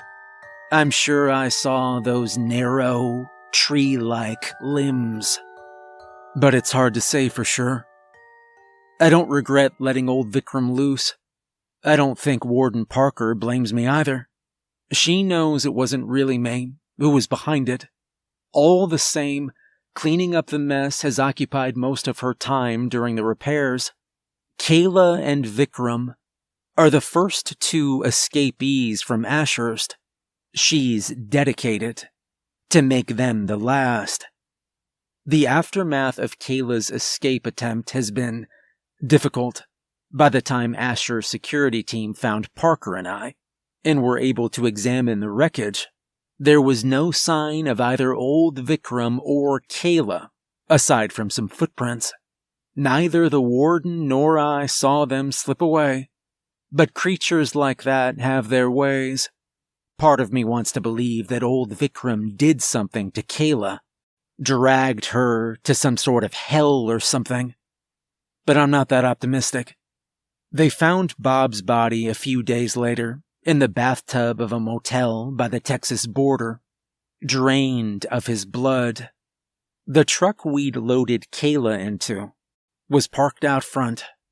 A few folks mentioned seeing a pretty woman with a Stetson cowboy hat in town, but nobody knows where she might have gone. I've been debriefed 1,000 times by now, but I still don't know where Kayla is going, or what exactly the next step of her plan is. I'm sure that one way or another, in due time, we'll find out.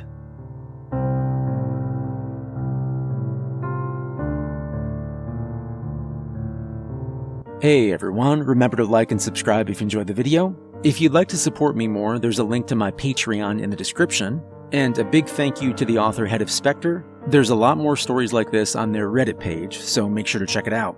And remember, if you ever get a job at Ashurst Prison, don't look a siren in the eyes. Have a good night.